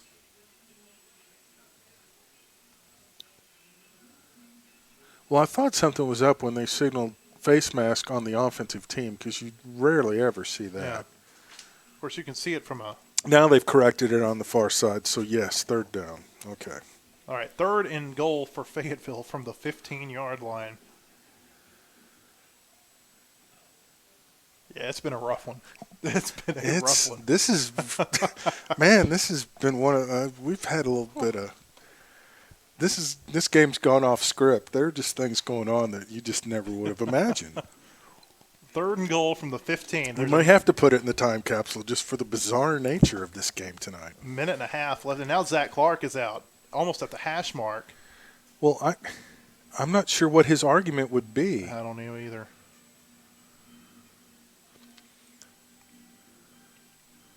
I mean, I don't know. Unless he's saying no, unless it was a dead ball foul, but even so. All right, here we go. 3rd and goal from the 15. They'll move Connor Flanagan in motion from the right to the left side. Gibbs looking left, being pressured, steps up, throws, pass caught by Charbonneau. Broke a tackle, but he's going to be taken down short of the goal line. And it's going to be 4th and goal from the 3. And it looks like Casey Dick's going to leave his offense on the field. I don't think the White Hat's going to be on the Christmas card list for either head coach after tonight. Both coaches are. Looks like Casey's going to let the clock run down and then take a timeout. It'll be Fayetteville's final timeout. If he lets it run down to 1 second on the snap clock, it's going to be about 39, 40 seconds left before halftime. Really not a bad idea given the way that, Yeah. the way this thing has gone crazy tonight. You don't want to. It seems like one of those nights where a fluke play could go the distance. Timeout with 35 seconds to play before halftime. We'll stay right here. Fayetteville leading this game 10-0. Blair's is where we've seen Quinn McLean come in the game and be the quarterback a lot in these short yardage situations. What do you think Casey Dick and that coaching staff are talking about on the far side? I think that would be a good option, and it would have Quinn throw, maybe have Satania run to one corner, Connor run to the other corner, have Charbonneau drag across the middle. Then you've got options to throw first, and if it's not if it's covered up, then Quinn can run it in. But Hank Gibbs is the quarterback. And that's why I'm up here and not down there. Talking with his head coach.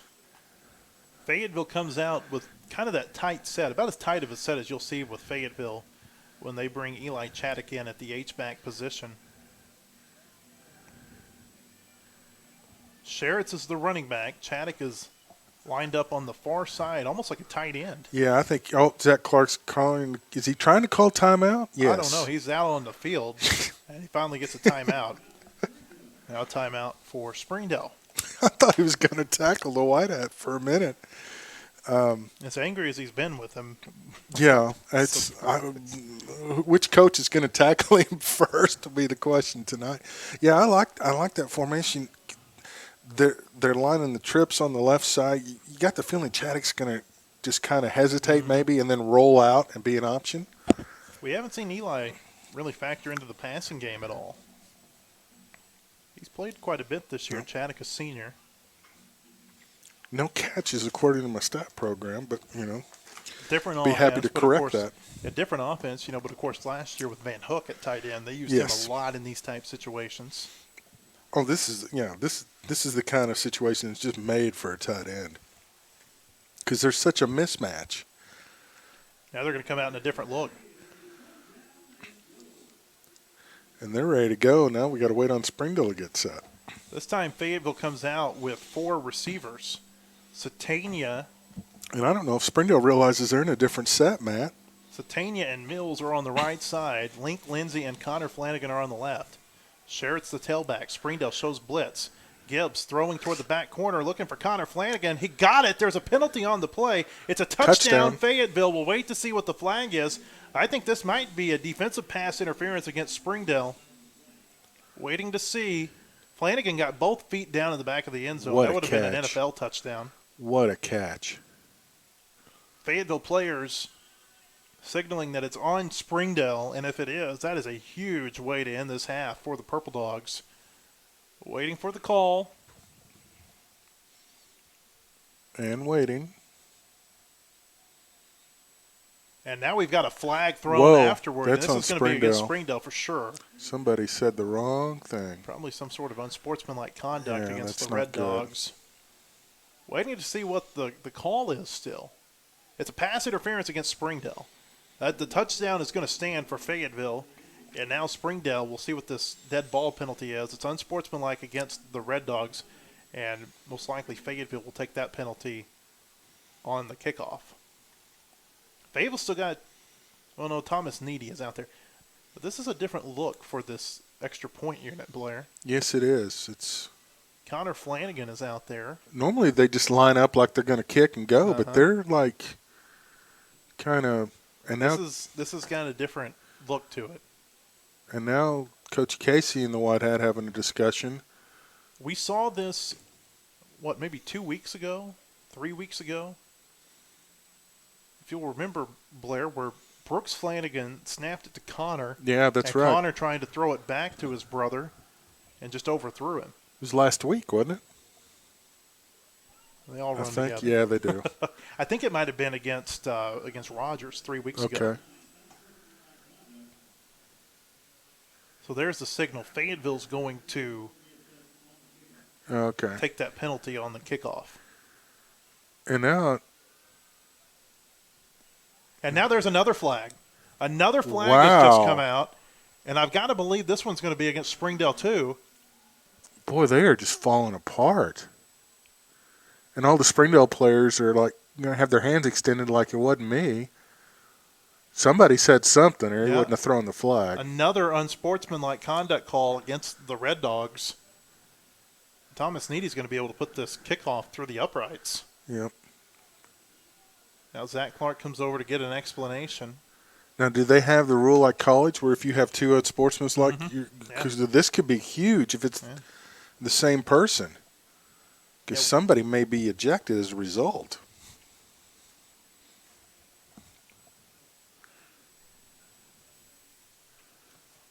Again, they don't give numbers, but based on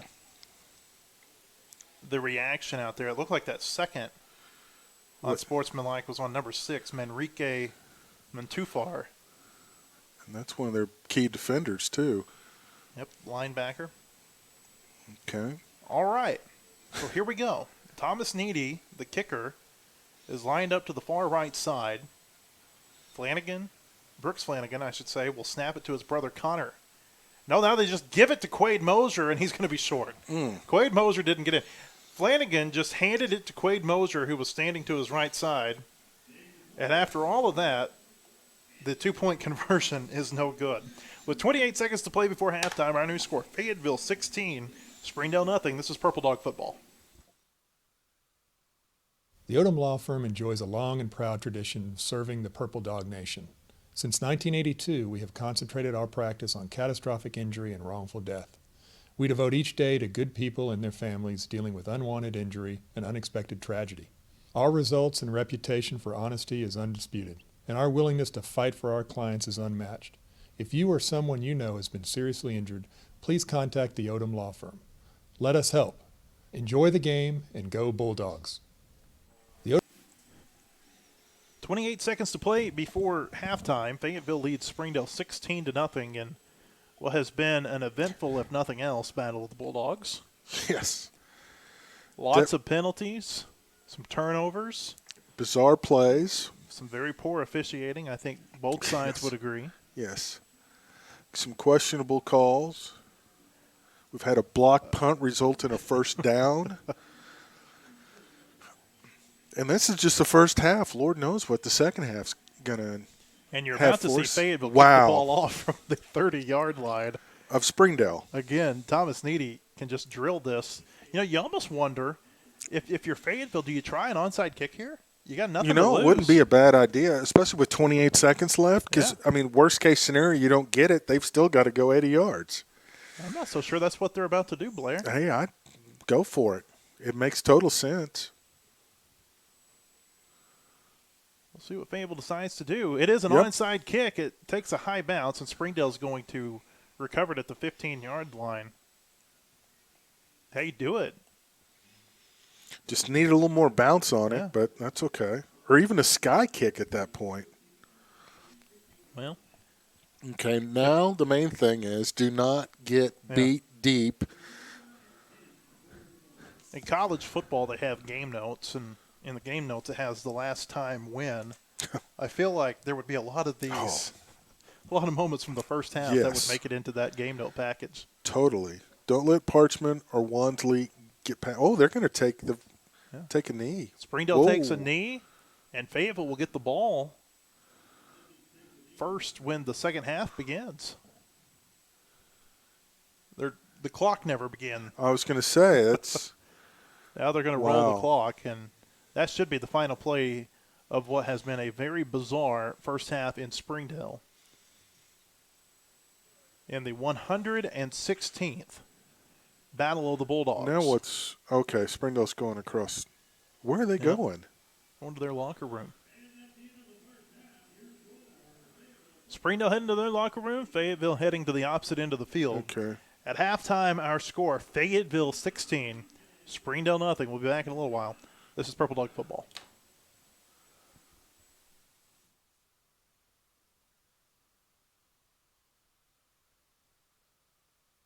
The Odom Law Firm enjoys a long and proud tradition of serving the Purple Dog Nation.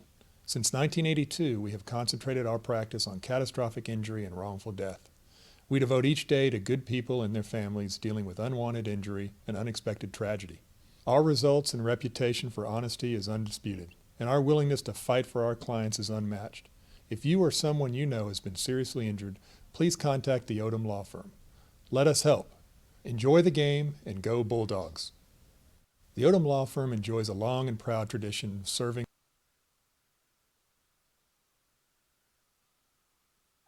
Ozarks Go from Ozarks Electric Cooperative is leading the fiber revolution, connecting the divide with high-speed broadband access to close that gap. From cloud to cloud, post to post. From downtown to way out of town, to connect our customers to a world of blazing speed and access to absolutely everywhere. It's our customers connected and energized with Ozarks Go. Ozarks Go from Ozarks Electric Cooperative is leading the fiber revolution. Real estate is like football.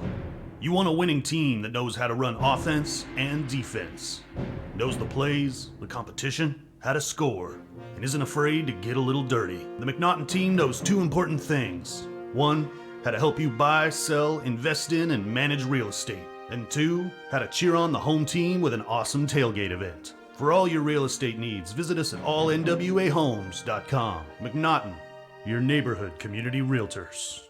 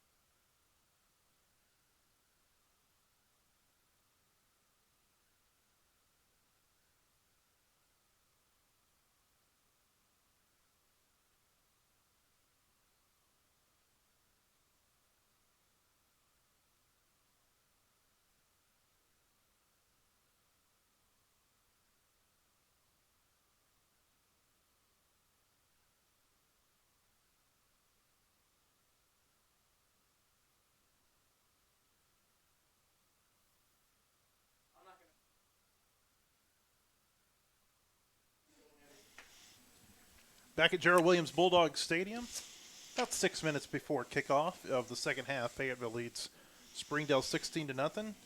Time now for a look around the 7A West. And Blair, the big surprise, I guess, right now is the tied game down in Van Buren between Harbor and Van Buren. That's right, 7-7 at halftime. And, boy, that could really – and you look at the standings, Harbor and Van Buren both 2-2, so that could have a huge implication on what the Harbor Fayetteville game means to end the year. We kind of figured that game would be deciding the 3-4, but, man, that would do the Purple Dogs a big favor if the Pointers can knock off the Wildcats. Mm-hmm. Yeah. Rogers had just hit a 80-yard touchdown bomb. They trail Bentonville 35-14, so they've avoided the mercy rule. And Rogers just got the ball back. Did they really? Wow. And West is just absolutely destroying Heritage. 50-0, 9 yards of total offense in the first half. Of course, Fayetteville goes for to the War Heritage Eagles next week. I love Gate Stadium. Yeah. That's one of my all-time favorite venues. Yeah, probably the most unique stadium in the 7A West. It's got the open seats in the deck. I mean, it's Almost just, reminds me of a soccer stadium. yes. Yeah. Very much so.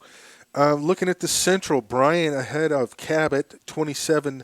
Kind of a surprising score. Yeah, that someone scored 10 points on Bryant. Catholic leads Southside 10-0.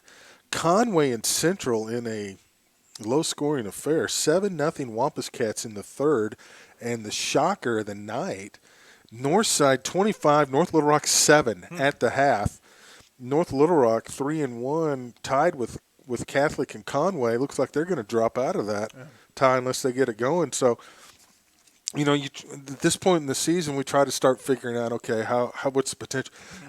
You don't even try right now because it's a total flux. Well, I mean, you think about it from a Fayetteville standpoint. If Fayetteville gets the 3 seed, and of course Fayetteville could end up the 4 seed, they could end up the 5 seed. They may lose this game tonight. Who knows how the second half plays out. But, you know, assuming Fayetteville can hold on to this lead and assuming they beat Heritage next week, you know, Fayetteville's got a good shot to at least play for that 3 seed. Oh, yeah. They play against Harbor at the end of the season. And so they would play the 6 seed from the 7A Central, and who that would be, who knows? Maybe a Fort Smith North side. But you'd be at home. Yeah.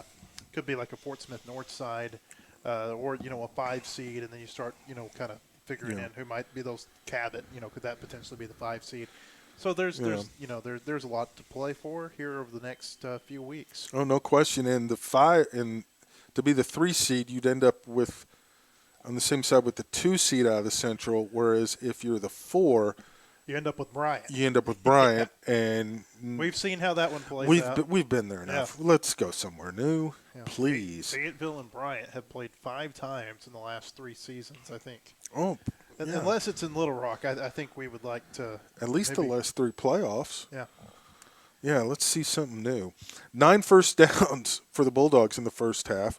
63 yards rushing, 95 yards passing. Hank Gibbs, impressive, 11 of 14. 9 penalties, though. I know the coaching staff's not going to like that. 2 of 8 on third downs, but 2 of 2 on fourth downs. So not bad. They've held Springdale to 5 first downs, just 1 yard rushing and 25 yards passing. And yet it's 16-0, and it just doesn't seem like it's that big a margin. Blair, we got a game after halftime. We haven't had this a whole lot this season. The Rogers game, the Van Buren game, even some of the games that Fayetteville's lost this season, they haven't, you know, at halftime you kind of knew how it was going to end, and not quite sure how this one's going to end. Fayetteville up 16-0. The Purple Dogs will get the ball first in the second half. Well, and penalties are really what's kind of keeping Springdale in this, because you look at the yardage, and it's just, it's not good. Sherritt, 6 carries for 46 yards. Ingram, 2 carries for 8. Flanagan with 1 for 6. McLean, 4 yards on 3 carries and a touch. Let's see. Passing-wise, Hank, 11 of 14, 95 yards and a touchdown. Receiving-wise, Flanagan, 4 catches, 48 yards, a touchdown. Satania, 4 catches, 23 yards. Charbonneau, 1 for 12. Link Lindsay with the 2nd catch of the year, 1 for 9. Cameron Ingram caught a pass for 3 yards. So it's been pretty good. No sacks, but 2 interceptions. Brooks Flanagan and Tyler Barnes. It hadn't been pretty, but it's been effective. Yeah. Fayetteville players on the field. Springdale players warming up in their end zone. We'll take a quick break and be back in a moment. This is Purple Dog Football.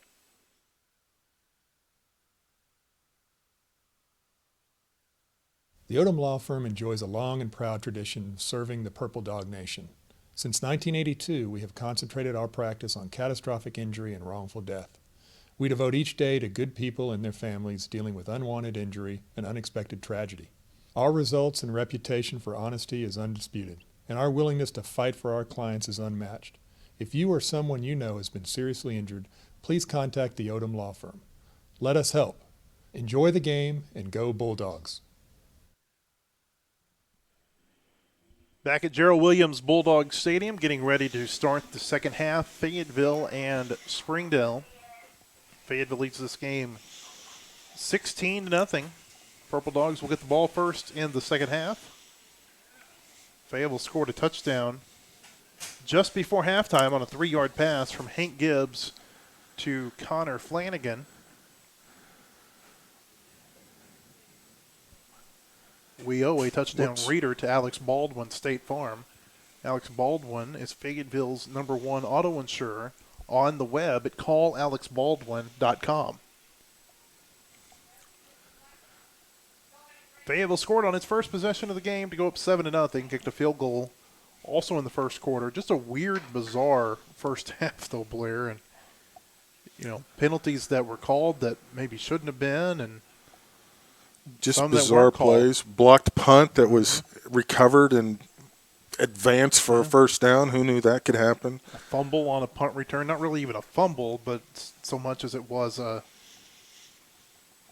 touching a Fayetteville player that wasn't expecting it. You just don't know what to expect this second half. But the main thing is for Fayetteville, just take care of business and let's move on and advance. It'll be Springdale's first kickoff of the game. They will squib it. Takes a high bounce and finally going to be picked up by Brooks Flanagan at the 19. Brooks cuts back across right side, the 25, the 30. Hurdles a man and falls down at the 35-yard line. There's a flag on the play. They'll mark Brooks down at the 36, but we got to wait and see what this flag is about. Boy, that brought the bench to life when he jumped in the air, didn't it? Springdale believes that this penalty is going to be against the Purple Dogs. Penalty flag sits at the 32-yard line. If that is a hold, which that's what it's in the vicinity of, that's a personal foul against Fayetteville, but no. Oh, my. There's no mention of what the personal foul is. Where would the... Well, I would believe that they would mark it back 15 yards from where the play ended. No, they're going to mark it back 15 yards from where they threw the flag. Wow. So it'll move Fayetteville back to the 17. All we know is that it's a personal foul against the Purple Dogs, but there's no indication as to what the penalty was, and there's not going to be any explanation. That is... Rough night for this officiating crew. Really, really rough night. Fayetteville comes out first down. Hank Gibbs steps up after he's being pressured across the 20. Hank lowers a shoulder and falls forward near the first down marker. Big 6'5" frame came into play right there as he falls forward to the 27-yard line. That should be a first down for the Purple Dogs. It is 10 yards on the keeper for Gibbs. We'll move the chains. First down Fayetteville from its 27-yard line. Still hasn't got all the penalty yardage back, but got a chunk of it there. Gibbs in the pistol on first down, throws right side, and he overthrows Isaiah Satania. Ball goes into the Fayetteville bench, second down.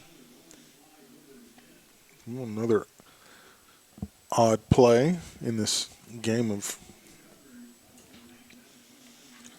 It's got to be one of the oddest ever played in the rivalry so far.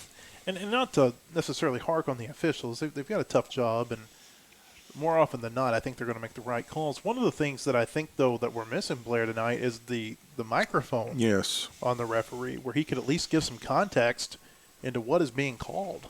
Well, it just makes him seem more authoritative, too, like he's in control. Don't know if that's on the officials or on Springdale. On first down, pass over the middle, and if it hadn't have been underthrown, that might have been a touchdown for Eli Chaddock. We talked about in the first half, we haven't put a stat next to his name. Well, there's one.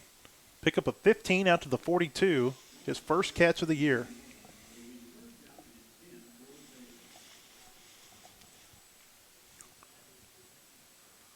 You got to think the Springdale defense is starting to wear down a little bit, Matt. Gibbs in the pistol on first down, gives it to Sherritts. Jacob with a little burst across the 45, and it'll be brought down at the 49 of Fayetteville. It's a 7-yard carry, and it'll bring up second down and 3. And it seems like every time they give the ball to Jacob Sherritts, it's resulted in a pretty positive play. And he had a lot of room after the handoff to run that time. The line's really starting to take control for Fayetteville right now and wear this Springdale defense down. Fayetteville's got one-on-one coverage on the open side of the field. Might be something to watch. That's Satania. Second down and 3. Gibbs, some time. Now he's going for Isaiah. One-on-one. Isaiah's interfered with. There comes the flag. Ball was really underthrown by Gibbs. Otherwise, that could have been a touchdown for Fayetteville. Isaiah had a step on his man.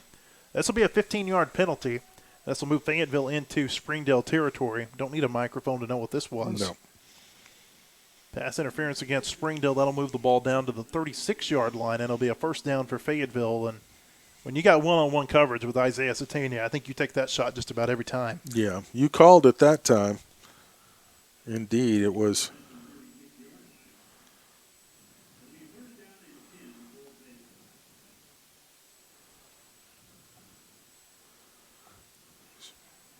Two receivers right side, one to the left. That's Charbonneau on the near side of the field. Sherritt's the back on first down. They'll give it to him. Jacob across the 35, a couple of tough yards down to the 34, and it'll bring up a second down and 8.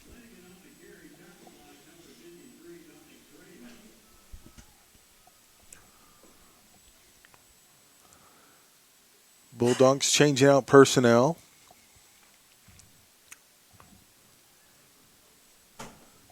.05 to play in the third quarter. Fayetteville trying to add to a 16-0 lead. Ball got loose in the end zone. Springdale player goes out and gets it. Here's Ingram. Big run. There's a flag on the play at the 20, the 15, the 10. Touchdown Fayetteville. But all the indications are that this is coming back. It looks like a hold against the Purple Dogs in the middle of that offensive line. And that is what it is. The second touchdown tonight for Fayetteville that's been wiped off because of penalty. 3 in this game have been overturned because of penalties. And that was a great run, too. Maybe the best run that Ingram's had all year. Oh, man. And again, penalties, the bugaboo for the Purple Dogs. 10, or is it 11 now for Fayetteville? We'll enter it in and know here shortly. They've been big penalties too, Blair. I mean, a lot of 10, 15-yard type penalties. That's 10 for 108. Just not good. 4 receivers on second down for the Purple Dogs. Fayetteville needs to get to the 26-yard line. Second and 19. They'll give it to Ingram again. Ingram pulled down from the side. Gets about 4 yards out to the 41-yard line. That'll bring up third and long.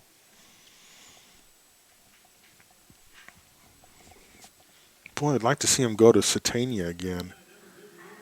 I mean, there's just nobody in defensive back-wise that we've seen that can hang with him. It's just a matter of getting the ball to him. Third down for Fayetteville, 15 yards to go from the 41 of Springdale. 3 receivers to the right side of Gibbs. Charbonneau one-on-one on the left side. Hank Gibbs rolls left, looking for Charbonneau, and it's incomplete. Luke went down to his knees to try to make the catch. He would have been a yard short of the first down if he had have brought it in. Can't pull it in, and now it's fourth down, and it looks like Fayetteville's going to punt the ball away. Quinn McLean and the punt team out on the field. Just not quite able to put it together offensively. Yeah. And continuing to let this Springdale team hang around. It's just not a real comfortable feeling. McLean had a big kick his first attempt. Standing back on the 45 of the Fayetteville side of the field. It's another good kick. And it goes out of bounds. Inside the 20, we'll wait to see where they mark it out. But this is going to be a positive kick for the Purple Dogs. And it'll be marked out of bounds at the 13-yard line. Ozarks Go offers all fiber internet and premium television and telephone services to Northwest Arkansas.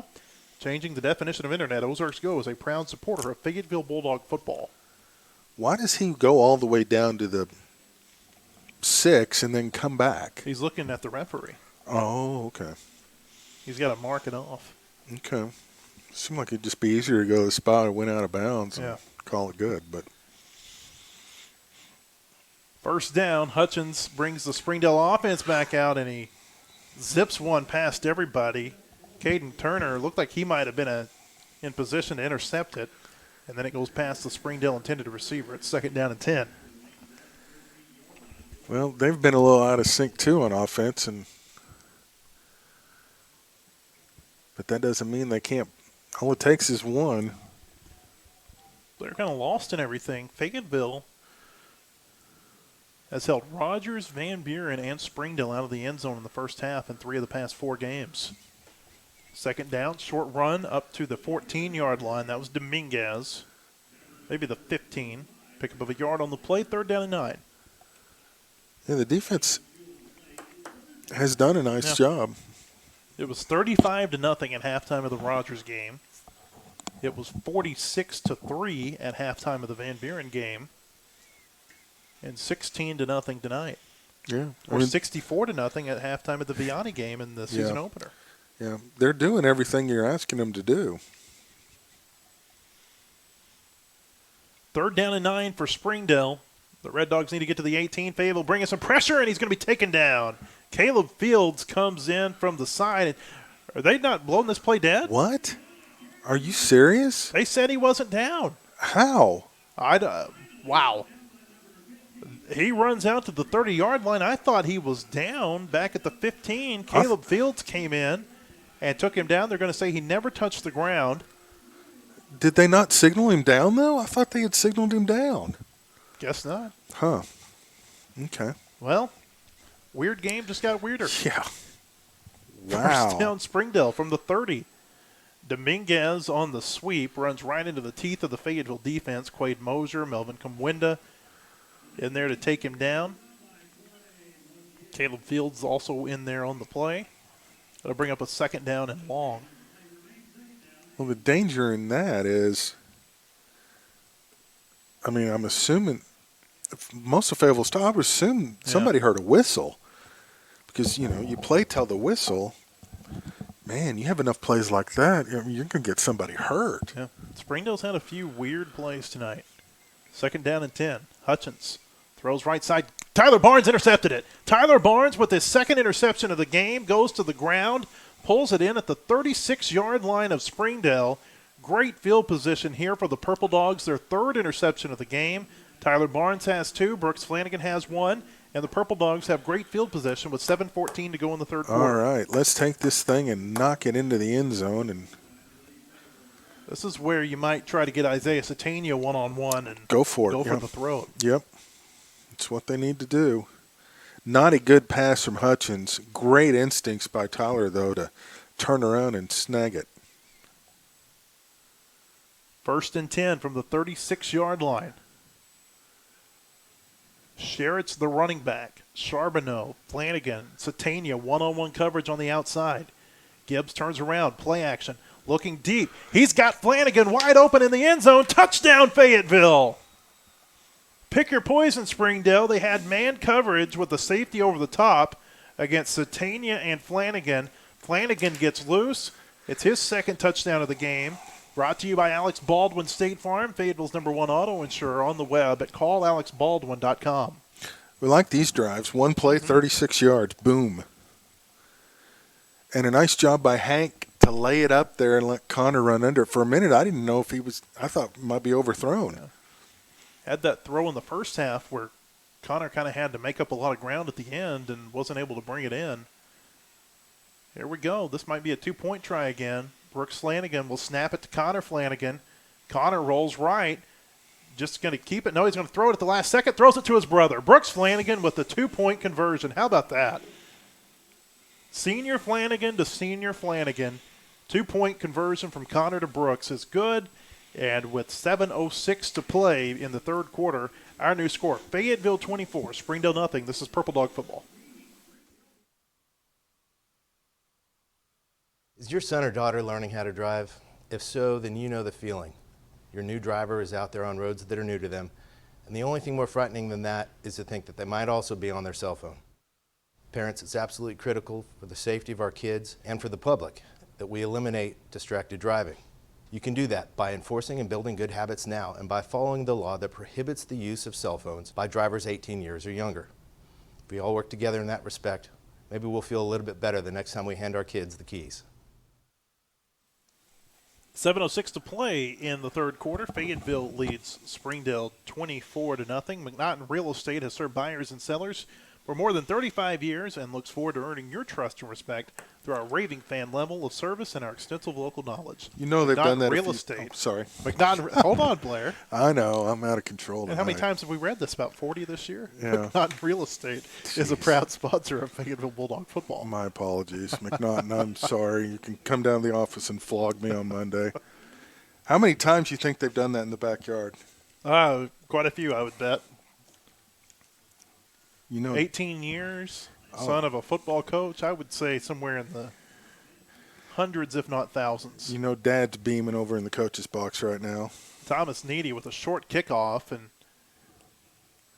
Jacob Sheritz is going to take him down at the 27-yard line.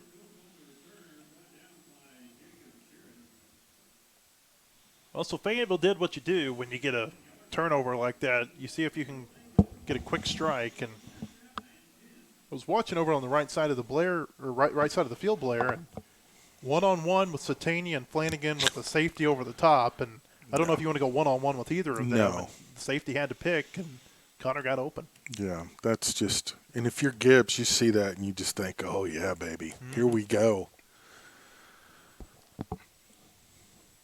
1st and 10 for Springdale from its 27-yard line.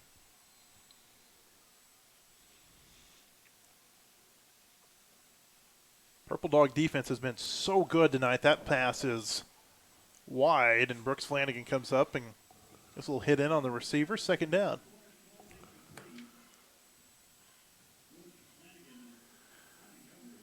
Man. You know, Rogers got within 2 touchdowns of Bentonville, but Bentonville's opened up a 49-28 lead now. Oh, they put up 28 on Bentonville? Wow. Still third quarter, I believe, in that game. Man, that has been a wild up and down third quarter. Arkansas basketball wins its exhibition game tonight, 78-51 over Southwestern Oklahoma State. Nice. Hutchins with the run on 2nd down. Nothing there. Maybe got back to the line of scrimmage, 3rd down. And Blair, it seems like Springdale, just about every 3rd down has been 3rd and 8, 3rd and 9, 3rd and 11. They are just not getting anything on those early downs. No, they are not. And credit to the Bulldog defense for making that happen. They've got Springdale now 3 of 9 on 3rd downs. How about this score from Central Arkansas? Benton 24, Greenwood 17. Whoa. 3rd down, Hutchins trying to set up a screen. The pass is caught across the 35. This will be a 1st down at the 40, maybe a lot more. Into Fayetteville territory across the 45 and down to the 44-yard line. On the reception that time was Landon Phipps. That was a pretty nifty little play design there. Give him credit. Give Brooks Flanagan credit, too, for making the tackle. Yes. Otherwise, that might be a touchdown. 29-yard pickup for Phipps. That's Springdale's biggest offensive play of the night. Boy, they sold out the line, too, because Fayetteville had the rush coming. 1st down, trying to set up a screen again. This time it was almost intercepted. Brooks Flanagan got his hands on it again. Man, you count the 2-point conversion and all the snaps tonight in the special teams. Brooks has touched the ball about maybe, 10 times. Oh, at least. He's got 4 times that he's touched it on defense, had the interception in the first half. They're trying to take advantage of Fayetteville's rush right now, and they almost went to the well one too many times.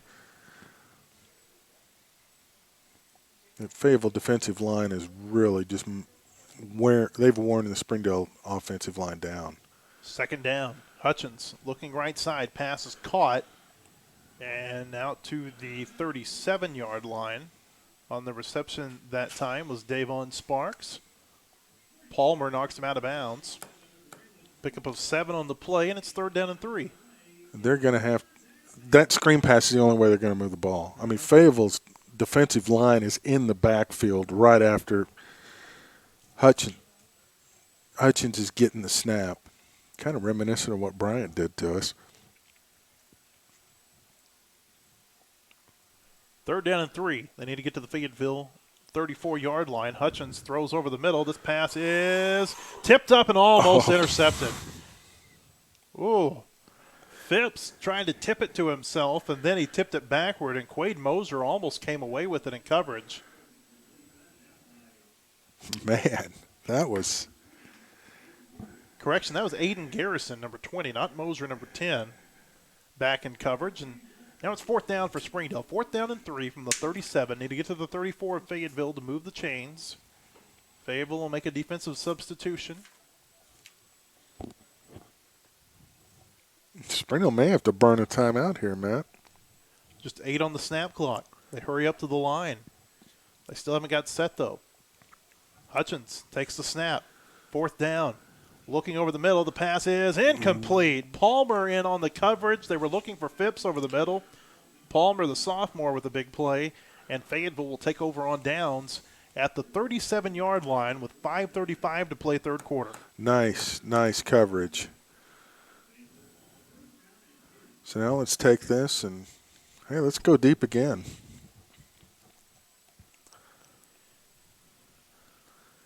Just 146 yards passing for Hank tonight. Let's hit a big one here and get him over 200. 36 of them on that last play to Connor Flanagan. 1st down and 10 from the 37. 2 receivers to either side. Gibbs turns around, gives it to Sherritts, and he's going to be hit at the line of scrimmage and taken down for no gain. Andre Sparks on the tackle that time for the Red Dogs. 2nd down and 10.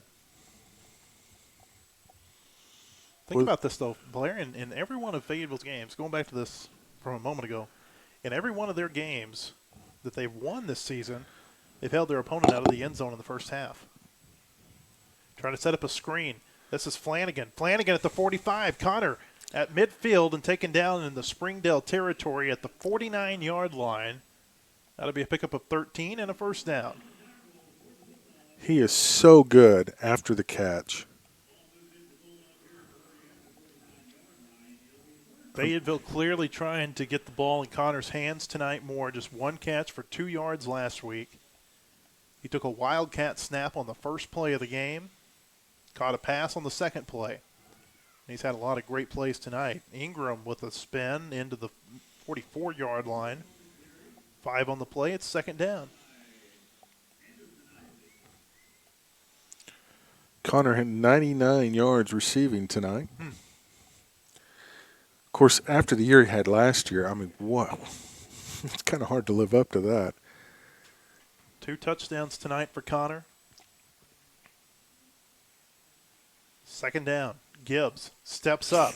Hit as he throws. He's got a man. It's Ingram. Touchdown, Fayetteville.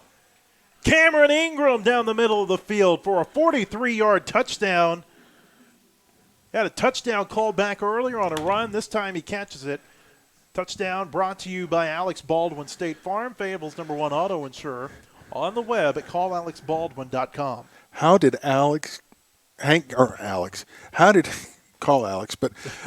Hank Gibbs get that pass off? I know. He had a defender wrapped around him and yet somehow threw a strike to Ingram. That was phenomenal. A little bit of confusion here. Fayetteville doesn't have enough players on the field for this extra point attempt. Thomas Needy on to kick it away. I think that was Major Holiday that came in late. Looked like he was limping too. A little bit. Needy's kick is on the way, and that goes onto the street with 4:16 to play in the 3rd quarter. Our new score, Fayetteville 31, Springdale nothing. This is Purple Dog football. Is your son or daughter learning how to drive? If so, then you know the feeling. Your new driver is out there on roads that are new to them, and the only thing more frightening than that is to think that they might also be on their cell phone. Parents, it's absolutely critical for the safety of our kids and for the public that we eliminate distracted driving. You can do that by enforcing and building good habits now and by following the law that prohibits the use of cell phones by drivers 18 years or younger. If we all work together in that respect, maybe we'll feel a little bit better the next time we hand our kids the keys. 4:16 to play third quarter. Fayetteville leads Springdale 31-0 after a 43-yard touchdown pass from Hank Gibbs to Cameron Ingram. 4 plays, 63 yards on the drive. Boy, they've been hitting them quick tonight. And that's kind of the Bulldog offense we're used to seeing, quick strike. Ingram had the touchdown called back earlier, so nice to see him be able to get back in the end zone. Still, what a great throw by Gibbs with the defender wrapped around him. I mean, I honestly did not think he was even going to be able to throw the ball, much less put it on the money, because that defender was closing in fast, but just a great job all around. And now you've got a little room to breathe now, finally, up 31-0. Needy on to kick the ball away. All of his kicks to this side of the field have been shorter kicks. It's going to be returned from the 10. This is Phipps. He's got a big hole across midfield, and he's going to take this back for a touchdown, I think. At the 40, the 30, the 20, the 10, touchdown, Landon Phipps, 90-yard return, and that's the first score of the night for Springdale. Short kickoffs can sometimes set up long returns, Blair, and that time Springdale set it up well. Wow, no flags. Just right up the gut and split through the defenders, and he was off. Well, special teams have been very big in this game, especially for Springdale. And that's how the Bulldogs score their first touchdown of the evening.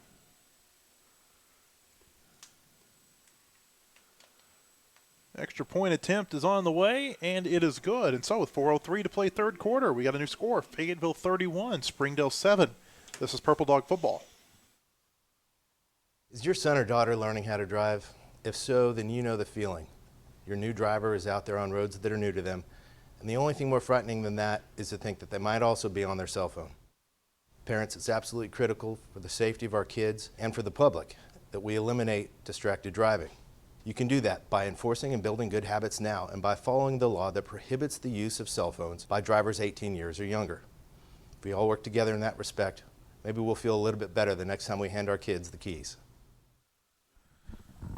Is your son or daughter Back learning at how to Gerald Williams Bulldog Stadium, 4:03 to play third quarter. Fayetteville leads Springdale 31-7 after a 90-yard kickoff return for a touchdown by Landon Phipps. That's the first kickoff return that Fayetteville's allowed for a touchdown this season, Blair.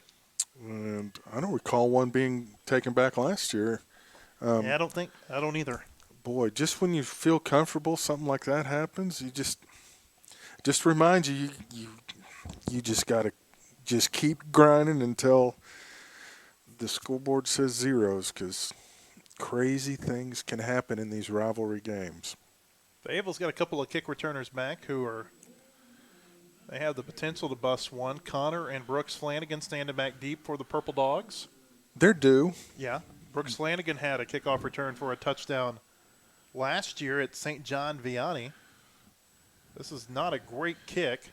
Brooks is going to take it on the hop at the 5. Brooks back out across the 15, cuts back to his left at the 20, breaks a few tackles at the 25. Brooks hurdles another man at the 30. He likes doing that tonight. He's feeling pretty good about his game, I got to believe, out to the 31-yard line.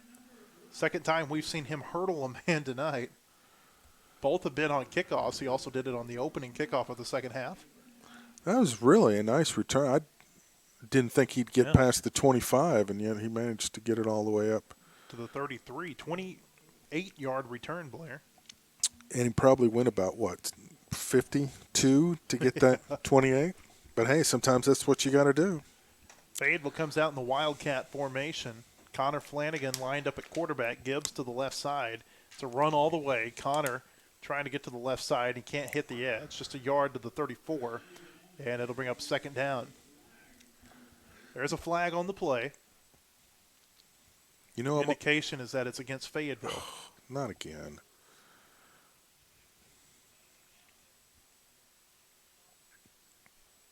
hold.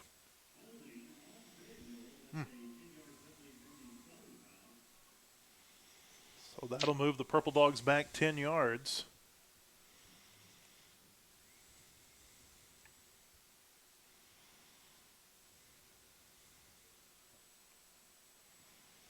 And it'll be a a first down again for Fayetteville from the 23. First down and 20. A lot of yardage the Purple Dogs need to make up here. Springdale shows blitz. Gibbs looks toward the sideline. You've got to be careful down here. You cannot afford a turnover. Gibbs on first down, looking deep, going downfield for Charbonneau. Charbonneau's got it at the 40. The 35 of Springdale still on his feet, and he's going to be driven out of bounds. There's a flag at the end of the play. They're giving forward progress to the 32-yard line. And if the play stands, that's going to be a 44-yard pickup for the Purple Dogs. I've got to think the penalty's on Springdale because the defender just would not let Luke go, and you've got to think the whistle blew before he shoved him into the bench. Almost looked like the Well, play. Hold on. A face mask against Fayetteville. It had to be against Charbonneau. I didn't see it, but okay. A 15-yard penalty after a 44-yard reception. That will take the ball back to the 49-yard line. Just a really, really weird game, Blair. There's really no other way to say it. No, there's not. That's twice they've Still a first down for Fayetteville from the 49 of Springdale. Gibbs steps up. He's going deep again, looking for that matchup again. It's Charbonneau, and he can't bring this one in. Second down. Charbonneau had the big catch 2 weeks ago at Van Buren, the 90-yard touchdown reception just before halftime. That's what that play kind of looked like a minute ago.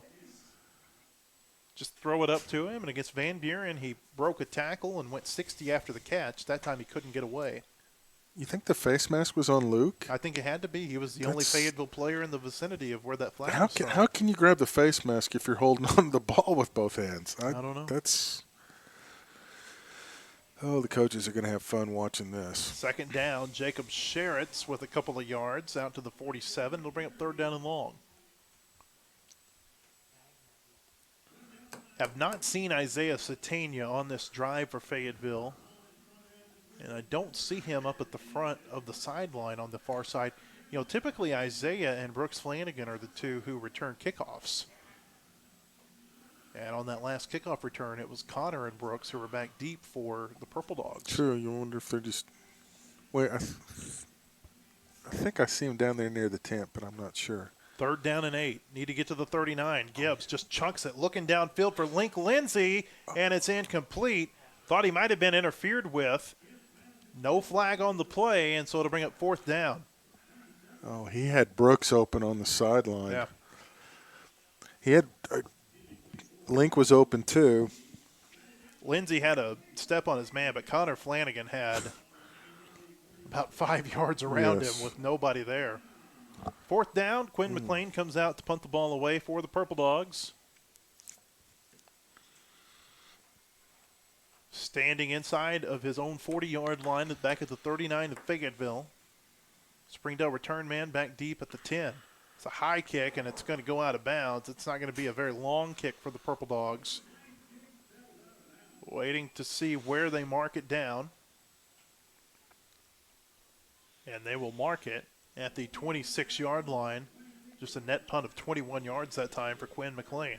But, I'll take that because I really didn't want Mr. Wansley to get his hands on it and try to make another return after Phipps already busted one. 2:17 to play, third quarter. Fayetteville leads 31-7. Springdale without an offensive touchdown tonight. In fact, if you take away the first downs that were the result of penalties, I believe Springdale only has 2 first downs in this game. That would be right. First down for Hutchins and this Red Dog offense. Fayetteville bringing the pressure. Fields hits him from behind, throws downfield, and it's incomplete. Braden Palmer in coverage. He was looking for believe he was looking for Michael Bates down the far sideline. Good coverage. 2nd down and 10. The coverage was not going to let him complete that pass, regardless.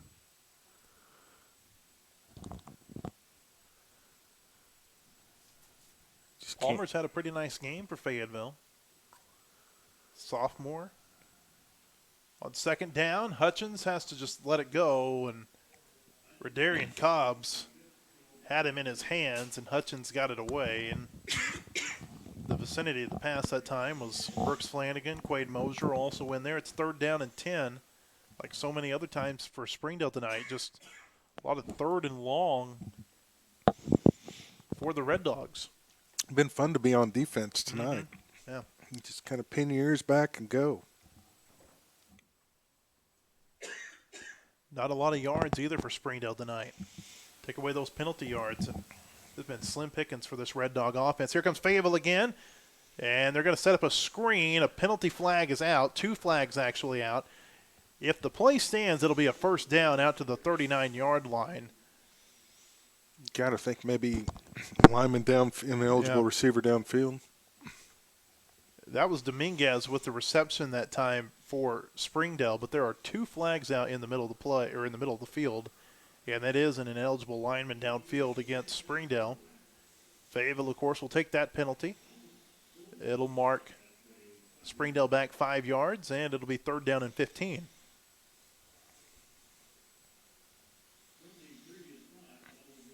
And that's the first pass they've thrown to him tonight.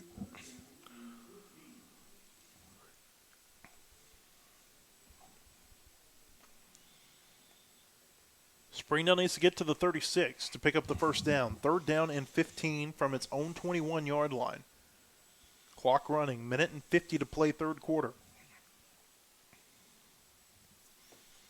Empty backfield set. Fayetteville's been bringing a lot of pressure.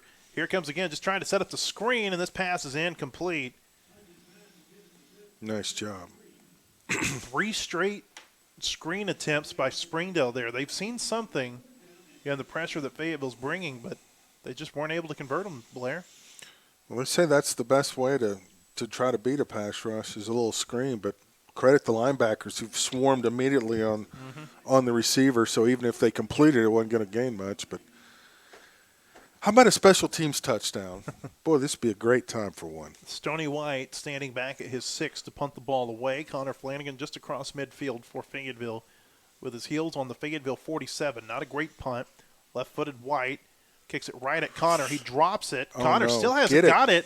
The ball's loose. I'm not sure who has it. Springdale thinks they have it, and they do. Oh, they do. This is 2 weeks in a row. Connor Flanagan has dropped a punt return that has been recovered by the kick team. And my goodness, what about this game for Springdale? This punt team has had a kick blocked, recovered it, took it for a 1st down, and they've recovered 2 muffed punts. Throw in the kickoff return. It's been a good night for Springdale special teams, I guess.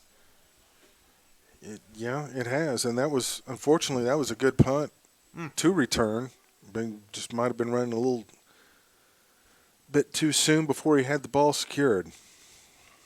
Now the defense has got to step up, keep Springdale out of the end zone, because you cannot afford to let them score before the quarter here.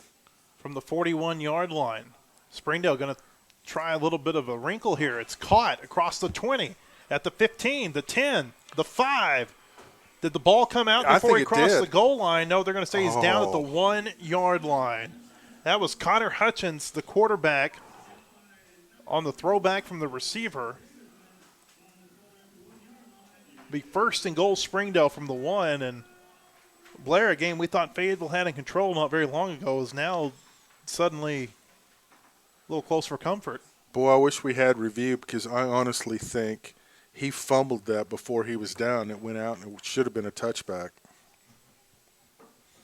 From the 1-yard line, first time we've seen Hutchins under center tonight. Just going to take it himself, and he's in. Touchdown, Springdale. Hutchins goes in from 1 yard out after his 40-yard pass reception. And with 32 seconds to play in the 3rd quarter, the Red Dogs have a decision here to make. If they go for 2 and make it, it'll be a 2-score game. Well, I think you got to go for 2. This would be a 2-possession game. Springdale will keep its offense on the field. If they convert this, it would be a 2-possession game. If they don't, it would be a 3-possession game. Needless to say, big play here for the Fayetteville defense. Hutchins on the 2-point try, throws over the middle, and the pass is incomplete. His receiver never saw it coming. He was looking for Phipps over the middle.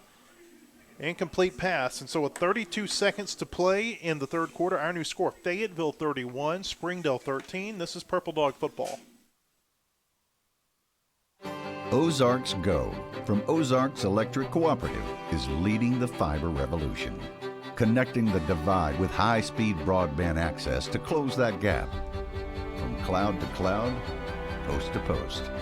From downtown to way out of town, to connect our customers to a world of blazing speed and access to absolutely everywhere. It's our customers connected and energized with Ozarks Go. Back in Springdale, 32 seconds to play third quarter. Fayetteville leads 31-13. Gives us a chance to tell you that established in 1982, Odom Law Firm is an ever-changing firm adapting to provide you with the best legal representation in Northwest Arkansas. With over 100 years of combined experience, Odom has dedicated, knowledgeable, experienced lawyers. Odom Law Firm, proud supporter of Fayetteville Bulldog football. 32 seconds left. Springdale's got the moment. Bulldogs need a score and put this threat away. Give you some score updates from around the area here in just a minute. Some surprising scores, to say the least, tonight. So it's going to be a kickoff return by Connor Flanagan. A flag's on the play. Connor runs down the sideline. He's knocked out of bounds just across the 40. But that flag is down in the vicinity of a Fayetteville hold or a block in the back, and most likely going to come back here against the Purple Dogs. It is a block in the back penalty. And so Fayetteville will be taken back inside its own 25. We'll wait to see where they mark the ball. Around the 7A West tonight, final score, Blair, from Benton County. Bentonville West has defeated Rogers Heritage 64-7. Oh, they gave up a touchdown. Heritage, of course, will host Fayetteville next week.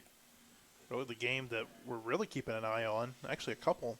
Van Buren leads Springdale Harbor 24-21. That game now in the fourth quarter. And a surprising score just because. How about this? Bentonville 49, Rogers 35 with 8.5 minutes left. Man.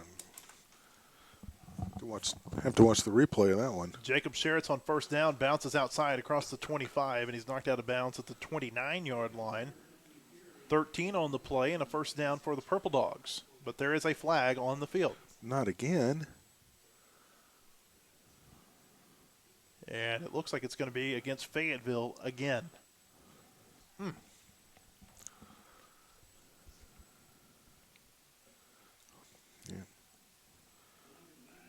How about this score from Central Arkansas? This one will turn some heads tonight. In the fourth quarter, Benton leads Greenwood 38-24. Wow. That's a rematch of last year's Class 6A state championship game. Of course, Greenwood won that one.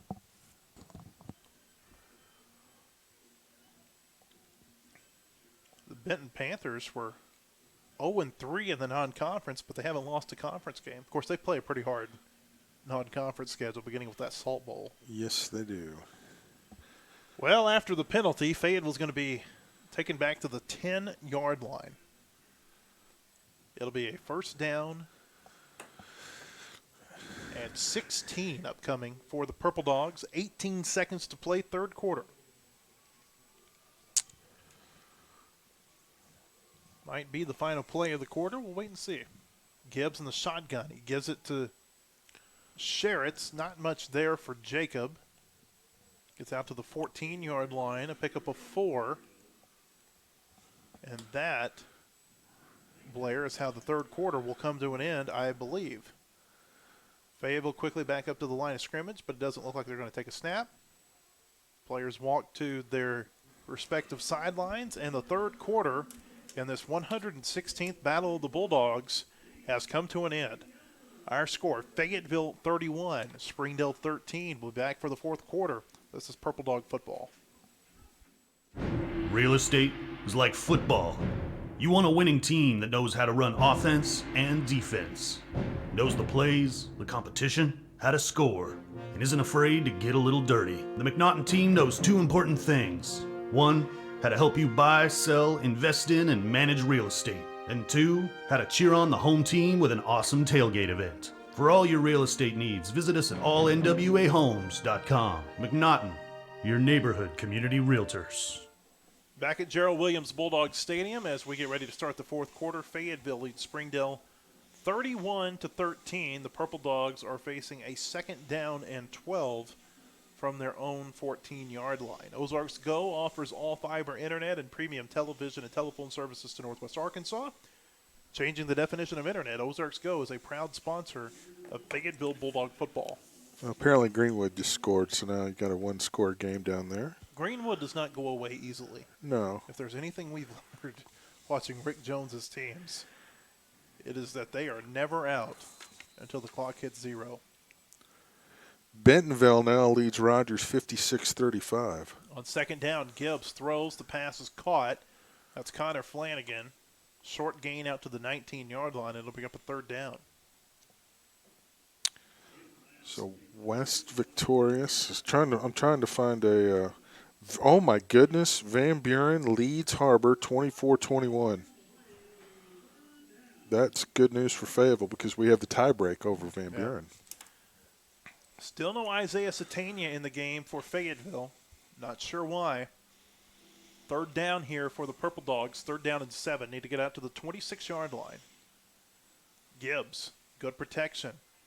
Holds on to it. Looking deep down the field. Just chucks it down the field. And some miscommunication between he and Connor Flanagan there. He wanted Connor to go deep, and Connor was coming back. And that ball was overthrown by about 20 yards. And Fayetteville's going to have to punt the ball away, Blair. And with the way special teams have gone tonight, you kind of hold your breath here as Quinn McLean comes on. It's starting to get a little uncomfortable again, and I would imagine nobody on the far sideline is enjoying that. Quinn McLean stands back at his own 5-yard line. Springdale has a return man back inside the 45 on its own side of the field. We've seen McLean boot a couple tonight. Also seen him hit one not so good. Pretty good snap. Quinn gets this off. It's a good kick because it's not going to be returnable. Takes a Springdale bounce, but Fayetteville's there to down it at the Red Dog 48-yard line. McNaughton Real Estate has served buyers and sellers for more than 35 years. McNaughton looks forward to earning your trust and respect through our raving fan level of service and our extensive local knowledge. McNaughton Real Estate is a proud sponsor of Fayetteville Bulldog football. Fayetteville has been in control of this game since the beginning. The Purple Dogs scored quickly on their first possession of the game. They've never trailed, but they've also led by as many as 31, and it's an 18-point lead now as Springdale takes over near midfield. Oh, a little trickery. Flea flicker. Hutchins looking deep down the field, and it is incomplete. He underthrew his man, and good job that time by the Fayetteville defense to not give up on the play, not bite on the give to the running back. Yeah, into triple coverage, and also you worry about maybe a pass interference there. North Little Rock has roared back, and they lead Northside now 35-25. 2nd down and 10 for the Red Dogs. 11-11 to play in the fourth quarter. Fayetteville looking for its 11th consecutive victory in this rivalry. At one point, Springdale had 31 more wins in this series than Fayetteville did. It's down to 21. Purple Dogs trying to get it down to 20. Dominguez with a 2-yard carry. It's 3rd down and 8. A lot of long streaks in the 7A West, Blair. Think back to last week, Fayetteville's lost 14 straight regular season games to Bentonville, but the week before, they've won 12 straight regular season games over Van Buren, haven't lost to the Pointer since 2001. Haven't lost to Springdale since '08. Hutchins on third down, throws, his pass is incomplete. Hit his man in stride, but he couldn't pull it in, and it'll bring up a fourth down now for the Red Dogs. From midfield, it'll be fourth down and 8. Springdale needs to get to the to the 42-yard line. An intended receiver that time was Ladarius Wansley, and That would have been a first down and maybe even more. maybe his best chance to catch a pass tonight. And he just dropped it. Springdale's going to go for it here. Fourth down from midfield. 2 receivers to both sides of Hutchins. Fayetteville rushes 4. Hutchins throws it over the middle, and it's incomplete. Palmer was there, could have intercepted it potentially. But Fayetteville will take the result anyway. Incomplete pass, turnover on downs, and the Purple Dogs will start at midfield. Van Buren has just scored. A PAT makes it 30-21. So the win over the Pointers is looking really, really good right now. Yeah, it really is. And, you know, I thought, based on the scores, that maybe we didn't see Van Buren's best game a couple of weeks ago. They played Bentonville to 20 points the week before Fayetteville had come down there in Bentonville.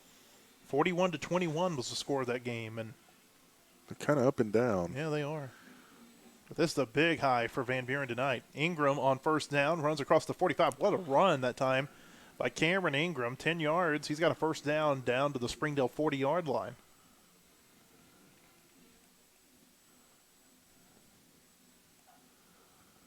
Well, that is, we bring up the Van Buren score because now that will put Fayetteville and Van Buren, assuming we hold on here, both at 3 and 2, you get the tie break. So now you're looking at the 3 spot. But you still got to take care of business the rest of the way. Ingram on first down, trying to find the edge. He does across the 35, the 30. Look at Cameron Ingram go. Hit out of bounds. No flag comes out. 13 yards.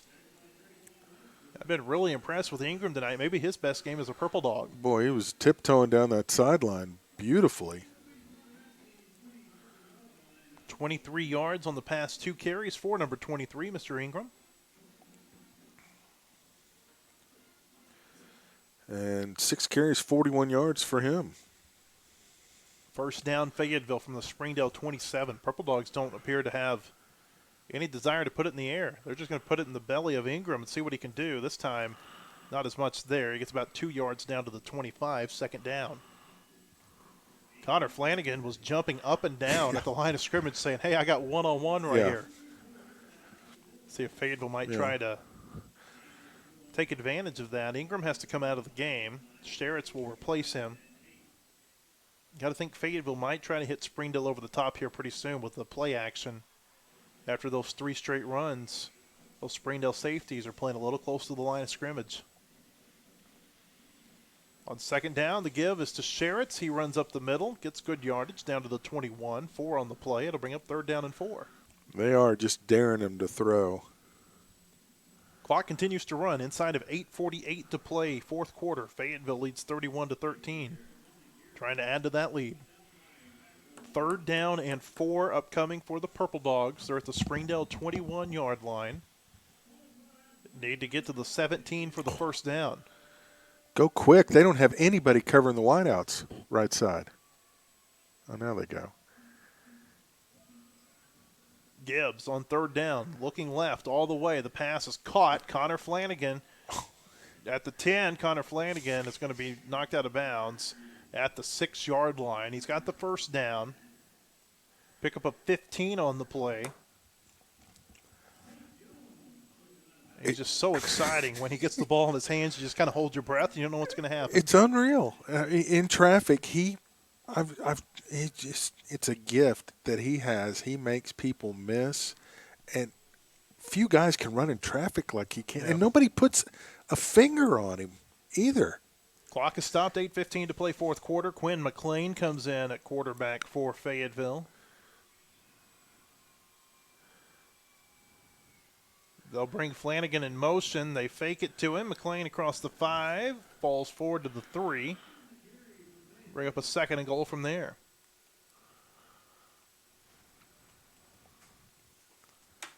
last, I think, 3 or 4 times tonight, Blair, they've run that play where they brought Flanagan in motion and let McLean keep it himself. Yep, he's got 4 carries for 7 yards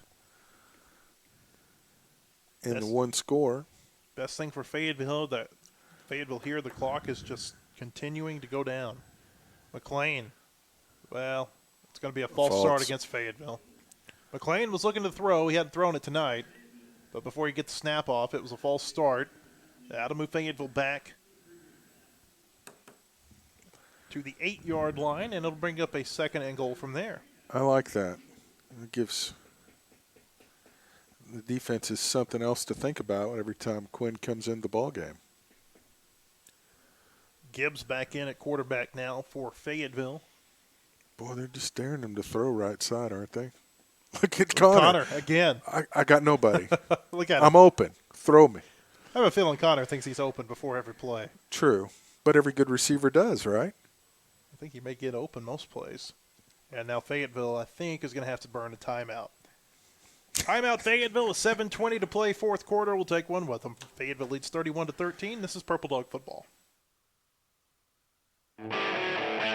What's up, Northwest Arkansas? This is Christian with JJ's Grill, asking if you like great food, live music, and having a good time. We have daily specials, Northwest Arkansas's best buffalo wings, free live music, and don't forget, kids eat free every day of the week. Our kitchen is open till midnight, so grab your friends and family, do your mouth a favor, and stop by any of our locations. Football season is here. That means it's flip for your burger time at JJ's Grill. Feeling lucky? Come in during any NFL game, and we'll flip a coin to see if your burger is free or not. We'll see you soon at JJ's Grill. 7 minutes, 20 seconds to play 4th quarter. Fayetteville leads Springdale 31-13. The Purple Dogs are facing a 2nd down and goal from the Springdale 8-yard line. They'll come out in the same set they were in before they took the timeout, Blair. So, Yep.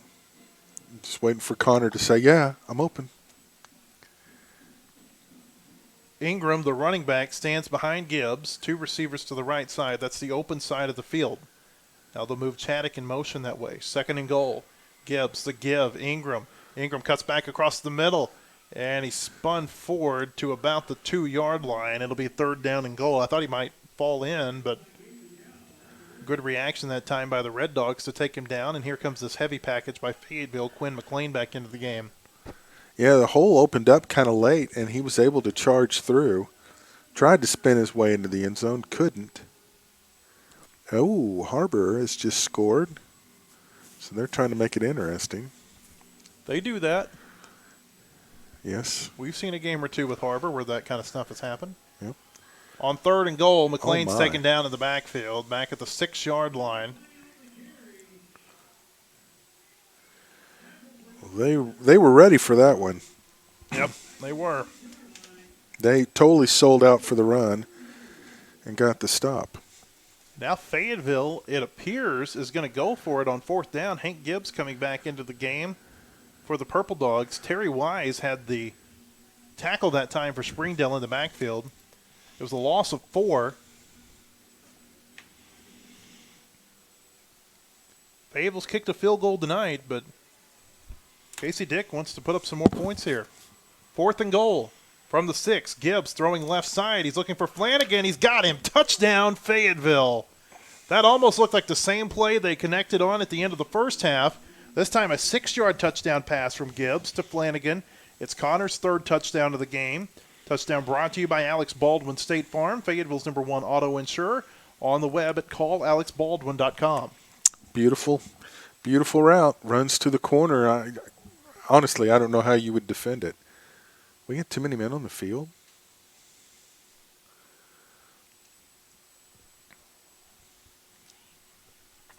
Not going to matter, though. Thomas Needy on to attempt the extra point. And we've got a flag before the play, and it's going to be a false start against the Purple Dogs. My goodness. How many penalties tonight for Fayetteville? Well, since you asked, 15. My gosh. For 164 yards. Well, and the thing, too, talk about points because, you got the point system with the playoffs. I mean, at this point of the year, nobody's going to take the foot off the gas. Yeah. Because the way things are going, you need every point you can get. Needy's extra point from 25 away. He puts it through. As it get hit in the face mask by a Springdale defender. 5:45 to play fourth quarter. Fayetteville leads Springdale 38-13. This is Purple Dog football.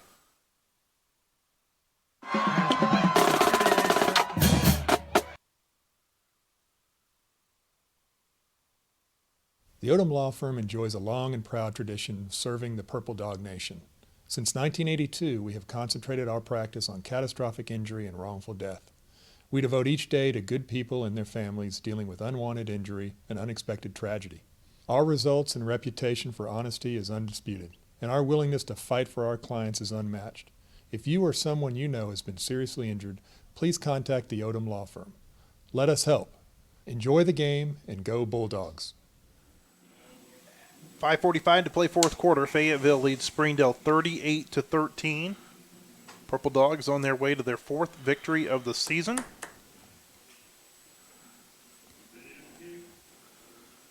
That was a 9-play, 50-yard drive. 18 of 27 for Hank, 4 touchdowns, 230 yards. Connor Flanagan, 9 catches, 124 yards, and 3 touchdowns.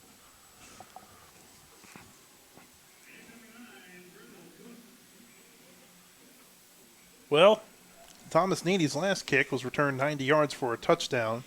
Got to wonder if they might change their approach here, and they do. It's a squib kick. It goes between a Springdale player's legs. That ball is still loose. live. I think Springdale got back on top of it, and they did. Barely. At the 24-yard line, but that was eventful. They were very fortunate to get back on it. I thought Fayetteville had a very good chance to recover that. Well, and they had 3 guys back deep that time to return the kick, which was a little unusual. Across town, Shiloh Christian has defeated Lincoln tonight. Shiloh Christian 8-0 this season, Blair. Yep, they are. They are really good. Yep, they're having a good year. Final score on that one, 49-7. Yeah, their games haven't really been close this year. How about a pick 6 here? It's about the only thing we've lacked. Hutchins on first down, being pressured, throws, and this pass is tipped and incomplete. Hernandez on the coverage that time for the Purple Dogs. That was a pretty athletic play just to tip that. Second down for Springdale, 5:26 to play. Well, Springdale's determined not to go quietly. Van Buren still leads Harbor 31-28, but now Harbor has the ball on the Van Buren side of the field late in the game. Yeah, unfortunately, they don't have a clock on their scoreboard graphic, so we don't know how much time is left. Tried to set up a screen, and Fayetteville sniffed that one out. If it caught it, and he did, it's going to be a 4-yard loss back to the 21-yard line. A Fayetteville defender is slow to get up on the far side of the field. That's Cooper Peters. He limps off. And it'll be a 3rd down and long for Springdale. 3rd down and 14. Yeah, he'd been better served to just drop it. Yeah. Springdale needs to get out to the 35-yard line. 4:50. Clock is running. Hutchins in the shotgun. Being pressured. Now throws. The pass is caught. This is a 1st down. Out to the 39-yard line. 18 on the play. Brooks Flanagan with the tackle that time for the Purple Dogs. There's an injured Springdale player over on the far side of the field. It's the receiver. Springdale trainers go over to take a look, and again, those jerseys are so hard to see for the Red Dogs. We'll try to tell you who that is just as soon as we know.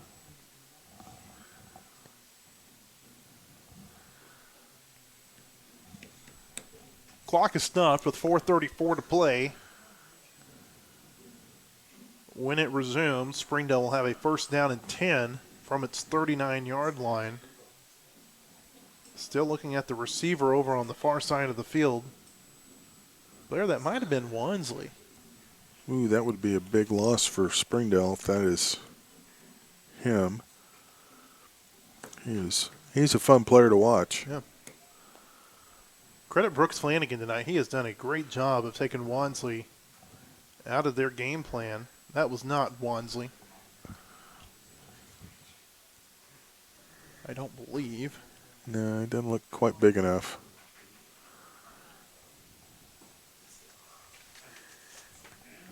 Or is it?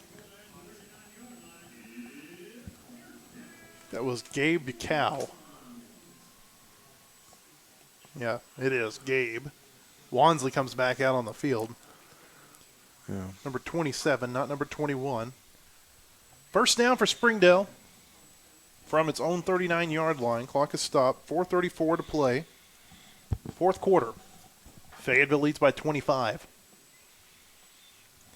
Hutchins throws, and this pass is caught. Oh, my goodness. What a catch. Across the 40 of Fayetteville and down to the 37-yard line. That was Wansley. He's limping. 24 on the play and a first down. Palmer with the tackle that time for the Purple Dogs. Thought maybe he was going to come out. He's limping pretty good, but he's just getting back in position. Looking at his head coach, Zach Clark, saying, I'm staying in. Yeah. 24-yard pickup, first down. One of the few big plays tonight for this Springdale offense. They try to set up a screen, and Fayetteville sniffs it out again. This time it's Turner. Hits the receiver in the backfield. It'll be a loss of 2 on the play back to the 39. Second down, and the clock continues to run. Another one we've been better off just dropping it. Well, they've snuffed out the screen pretty well tonight. Just don't get beat deep. That's the main thing right now. Springdale not in any real hurry. Hutchins throws left side. That pass is incomplete. Turner dishes out a big hit in front of the sideline, and he's played a great game again, Blair. Yeah, Dominguez has got to be real happy he didn't catch that because he would have taken the full brunt of that one. That's where your quarterback doesn't do you any favors by just leading you right into the defender. Caden Turner, 6'1", 203-pound sophomore.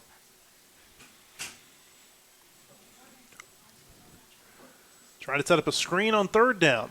This one's going to work. Across the 30, the 20, the 15, and taken down at the 14-yard line. Palmer with the tackle for the Purple Dogs. That was Dominguez, I believe, on the reception. It was. Pickup of 25 on the play. Still have held him to 123 yards passing, so despite the 25 there. Hutchins looking left, and that pass is incomplete. Springdale receivers have dropped a lot of passes tonight. They have, and it's been good design. Good defense by Fayetteville, but they've tried to hit him with those quick hitters, and the receivers have dropped a lot. Final score from Benton County. Bentonville defeats Rogers tonight, 63-35. Wow. Did not see that score coming tonight. And an upset almost final in Central Arkansas. Benton is going to defeat Greenwood tonight, 45-38. Wow. And they had a long conference streak, did they not? They got a lot of long streaks. Yeah, that's true. Hutchins still looking on second down. The pass is incomplete. Braden Palmer again with a deflection. He's had a nice game tonight for the Purple Dogs. Very nice. Boy, how many times did he pump fake it? He had a guy open. Yeah. But credit the Fayetteville rush. I don't think he could see his open receiver, honestly. Third down and 10. Uh-oh. I think Harbor just scored, Matt. Yep, they did. Oh, my. 2:35 to play. Third down and 10 from the 14. Hutchins looks left. This is Dominguez. Breaks a tackle. There's a flag on the play. And he's knocked out of bounds at the 12. We got to wait and see what this flag is. It looked like Sebastian Rodriguez might be flagged with something. A face mask, maybe? I didn't see a face mask. But I can't think of what else it would be because he had him. It's a personal foul, a hit to the head. Did they just motion targeting? Are you kidding me? After hit what him? we saw earlier, you're going to call that? Oh. Good grief. It's a half a distance penalty. It's not a first down. It'll be a third down here for the Red Dogs. 3rd down and 2. They need to get to the 4 for the first down. Little throwback, and this pass is caught at the 5. Touchdown, Springdale. Jordan Owens with the reception. 6-yard touchdown pass with 2:16 to play. And the Red Dogs have cut this lead in half, 38-19. Boy, that's some stones to call that one after Satania was almost decapitated at midfield.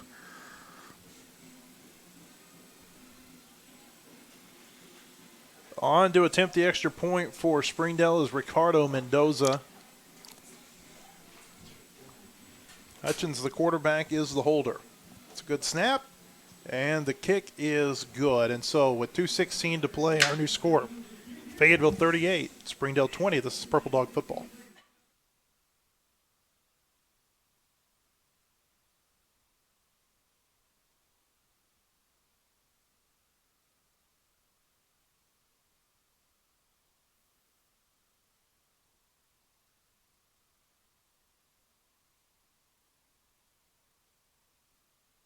The Odom Law Firm enjoys a long and proud tradition of serving the Purple Dog Nation. Since 1982, we have concentrated our practice on catastrophic injury and wrongful death. We devote each day to good people and their families dealing with unwanted injury and unexpected tragedy. Our results and reputation for honesty is undisputed, and our willingness to fight for our clients is unmatched. If you or someone you know has been seriously injured, please contact the Odom Law Firm. Let us help. Enjoy the game. 2:16 to play. Fayetteville leads 38-20. Established in 1982, Odom Law Firm is an ever-changing firm adapting to provide you with the best legal representation in Northwest Arkansas. With over 100 years of combined experience, Odom has dedicated, knowledgeable, experienced lawyers. Odom Law Firm, proud supporter of Fayetteville Bulldog football. Well, here comes the onside kick. I'm a little surprised they didn't go for 2. Because it's a 3-score game either way. Onside kick attempt coming for Springdale. It's a high kick. Ooh. Brooks Flanagan caught it in midair. Connor comes in. Now we've got some pushing and shoving. I don't think Connor Flanagan, I think, is going to get a penalty thrown on him for jawing with the Springdale player. Connor did not like the hit that the Springdale defender put on his brother Brooks after Brooks caught that ball in midair. You can't say I blame him. Nope. This has not been a well-officiated game. Unsportsmanlike conduct is going to be the call. It's against Connor Flanagan. They don't give a number, but you could tell that was who was penalized that time for Fayetteville. Fayetteville will get the ball, but they'll be marked back 15 yards with 2:12 to play. 17 penalties tonight against the Purple Dogs, Blair, for 185 yards. Yeah, that's just. But again, this has not been a well-officiated game. No, I hate to talk about the officials like that, but at some point you got to get this game under control. And when Springdale delivered the dirty hit to Isaiah Satania early in the game, yes, it's been a chippy game ever since then, and they've done nothing to get it in control. And almost, I would say the credit belongs to the 2 coaches who've made, or else, if they didn't have any control over their teams, this thing would be a Donnybrook at this point. But yeah, a rivalry game like this, even if it's not, you've got to keep control as an official. Jacob Sherritt's with the run on first down, gets across the 35. They'll mark him down at the 38, 2nd down. Clock runs under 2 minutes to play. But especially in a rivalry game. Yeah. I mean, any game, an official has got to maintain control. Zach Clark has got 3 timeouts left, but it doesn't appear like he is going to use any of them, at least not yet. Fayetteville milking that snap clock down, 15 on the play clock. You just want to get out of here, get on the bus, get back, move on to next week. Be under a minute and a half when the Purple Dogs take this snap. Sherritts gets it, runs right side of the 39, and now Zach Clark is going to take one of those 3 remaining timeouts. 1 minute and 17 seconds remaining. Looked like a couple of seconds might have ticked off after he called the timeout. Yeah. So is he? We've seen a couple of clock He's issues won the tonight. ball back. Is it a question of the AAA points? I don't know how. I need to call the office and find out how they determine that, because they list the points on here, and I'm not sure how they determine goodness, they just it. put a minute and 25 seconds on the clock. What? He did not call the timeout until a minute and 19. Are you kidding me? Minute 25. They added 8 seconds to the clock. Oh, now they've adjusted it to 123. But still, he didn't call the timeout, Blair, till a minute and 19. I watched him do Yeah. it. Well, okay. 2 timeouts left for Springdale. Welcome to Springdale, man. 3rd down at 5 from the 39. Hey, if your clock operator's not on your, as the home team, what are you doing? Fayetteville can salt this game away with the first down here. If they don't get one, it might get a little interesting, even though Fayetteville's up by 18. They push pass it to Connor Flanagan, runs left side. Connor's got the first down across the 45, midfield. The 40 of Springdale breaks a tackle at the 30. Connor at the 20. Connor at the 10. At the 5. Connor down to the 1-yard line. Big play by Connor Flanagan. 60 yards to the Springdale 1. And now if you're Fayetteville, what do you do? Punch it in. That goes down as a reception because it was a push pass. Yeah. And he only stopped at the 1 because he couldn't keep his balance. Oh, I think you got to punch this in. Well, Zach Clark has come out. He is in the middle of the field. I'm not quite sure what's going on. There's an injured Springdale player. Okay.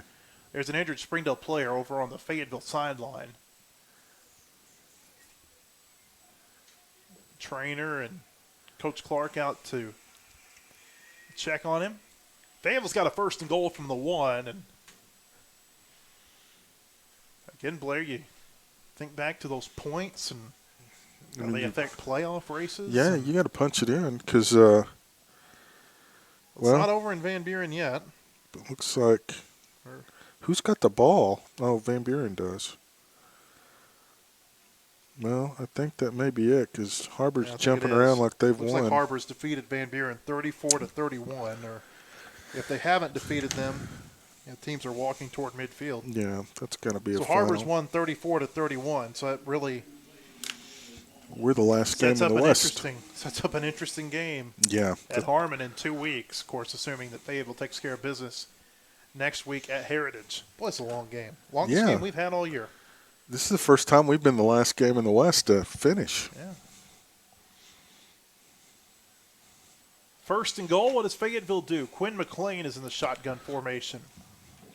McLean runs right side. Touchdown, Fayetteville. McLean goes in from a yard out. His 2nd touchdown of the night.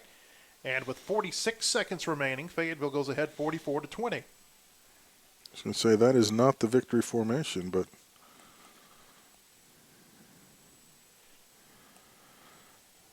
that works.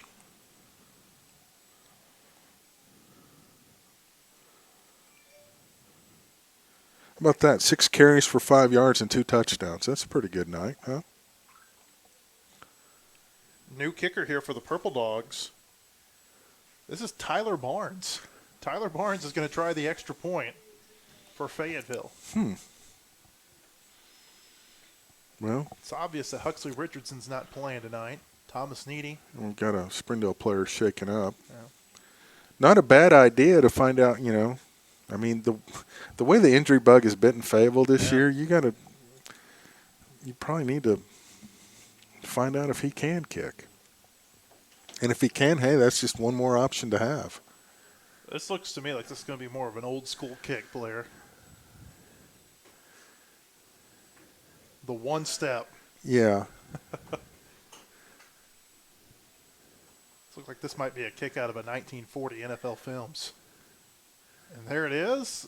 Hey, it's good. Pretty good leg on it. Tyler Barnes with the extra point. And with 46 seconds to play, Fayetteville leads Springdale 45-20. We'll take a break and be back in a moment. This is Purple Dog Football. Ozarks Go from Ozarks Electric Cooperative is leading the fiber revolution, connecting the divide with high-speed broadband access to close that gap. From cloud to cloud, post to post. From downtown to way out of town, to connect our customers to a world of blazing speed and access to absolutely everywhere. It's our customers connected and energized with Ozarks Go. 46 seconds to play. Fayetteville leads Springdale 45-20. The Purple Dogs are going to win for the 11th consecutive time in the Battle of the Bulldogs against Springdale. The 116th Battle of the Bulldogs. After tonight, Springdale will lead this series 63-43-10. We'll take that. Series dates back to 1908. That's the 97th consecutive season that these two teams have played. Harbor was down 10 with 5 minutes left. Remind me when we play them, we got to finish them off. Harbor and Fayetteville, they've had some great games over the years. Some of them on this field. Yes. Shaping up, that's going to be the battle for third place. Great tackle by Palmer. What a game for him. And so with 40 seconds to go, we'll see what Springdale decides to do. Yeah, game I remember the most here between Fayetteville and Harbor when the Wildcats played at Gerald Williams Bulldog Stadium. 2013, overtime, 31-31. Harbor kicks a field goal. And you think Fayetteville, with its offense, is going to score a touchdown and win the game. Fayetteville tries to set up a screen pass. Josh Frazier jumps the route. Josh Frazier, all 300 pounds of him, jumps the route, intercepts it, and Harbor wins. Harbor has delivered some really heartbreaking losses to Fayetteville over the years. This pass caught. It's going to be a big gain for Springdale into Fayetteville territory and out at the 45-yard line. Caleb Fields tripped him up just enough to cause him to go out of bounds. Now, Harbor's won some crazy, thrilling games over Fayetteville, but, of course, Fayetteville's gotten them back in the state championship game a couple of times. That's when it's kind of like the Bentonville rivalry. It's been absolutely all Tigers in the regular season. Fayetteville beat Harbor in 2007 and 2015 in the state championship game. Both of those games were won by final scores of 28-7. That's an interception. Fayetteville with its fourth interception of the game. Who got it? Wait to see who came out of there with that ball.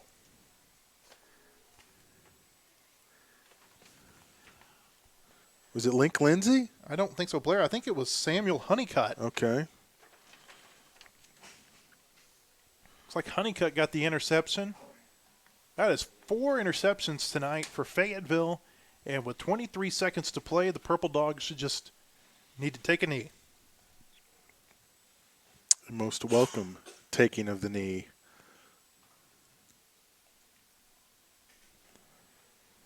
They snap it. Yep. And Bo Stuckey gets to take a knee awesome. for Fayetteville. How about that? Bo Stuckey comes in, gets to take a knee. And the Purple Dogs, well, have defeated Springdale 45-20. Oh, that's awesome to see. Well, I think that was Bo Stuckey. I don't know who else it could have been Could wearing have been number Parker 1. Booth wearing number 1. I don't know. With the way they were jumping around, I have a feeling it might have been Bo. I don't know. His mom, I'm sure, will let us know. I'm sure she will. Final score, Fayetteville has defeated Springdale 45-20 tonight. The Purple Dogs improved to 4-4 overall, 3-2 in the 7A West Conference. Fayetteville will travel next week a little bit farther north on the other side of Highway 71. We can see Highway 71 from where we are. Just on the other side of Highway 71, Rogers Heritage will be the site of the next Purple Dog game next week at 7 o'clock. Fayetteville trying to win its 4th conference game next week and 5th overall. And Blair, with 3 wins in conference, you feel pretty safe saying that Fayetteville has now clinched a spot in the playoffs. Yeah, there's now a little bit of a separation. We're starting to see it shake out. They're tied with Harbor at 3-2. Of course, West and Bentonville atop at 5-0, but that's exactly – oh, no, it was Parker. Okay, we're wrong. Yeah, I kind of, the minute I said that, I thought, I don't know with that knee if it's going to be Bo. Well, Parker Booth able to take the winning knee for Fayetteville, and teammates really excited for him. But Fayetteville getting a playoff spot, that's the first goal. Probably getting a home playoff game, that's the next goal. And they got to beat Rogers Heritage next week to have a chance at that, and you feel pretty good about their chances to do that. You do, but you never know. I mean, this game was a lot closer, I think, than anybody expected tonight, and it wasn't a Picasso, but they still got it done. Some things to work on, but you see some progress happening too, and it was great to see Connor Flanagan finally have a big night receiving. Really good night for him. 3 touchdowns tonight. He had 3 touchdowns 2 weeks ago against Van Buren. Next week it'll be senior night at Rogers Heritage. That's always something to remember, too, when you go into those games. Again, our final score tonight in the Battle of the Bulldogs, the 116th Battle of the Bulldogs. Fayetteville 45, Springdale 20. For Blair Cartwright, I'm Matt Jones. Have a good night, everyone.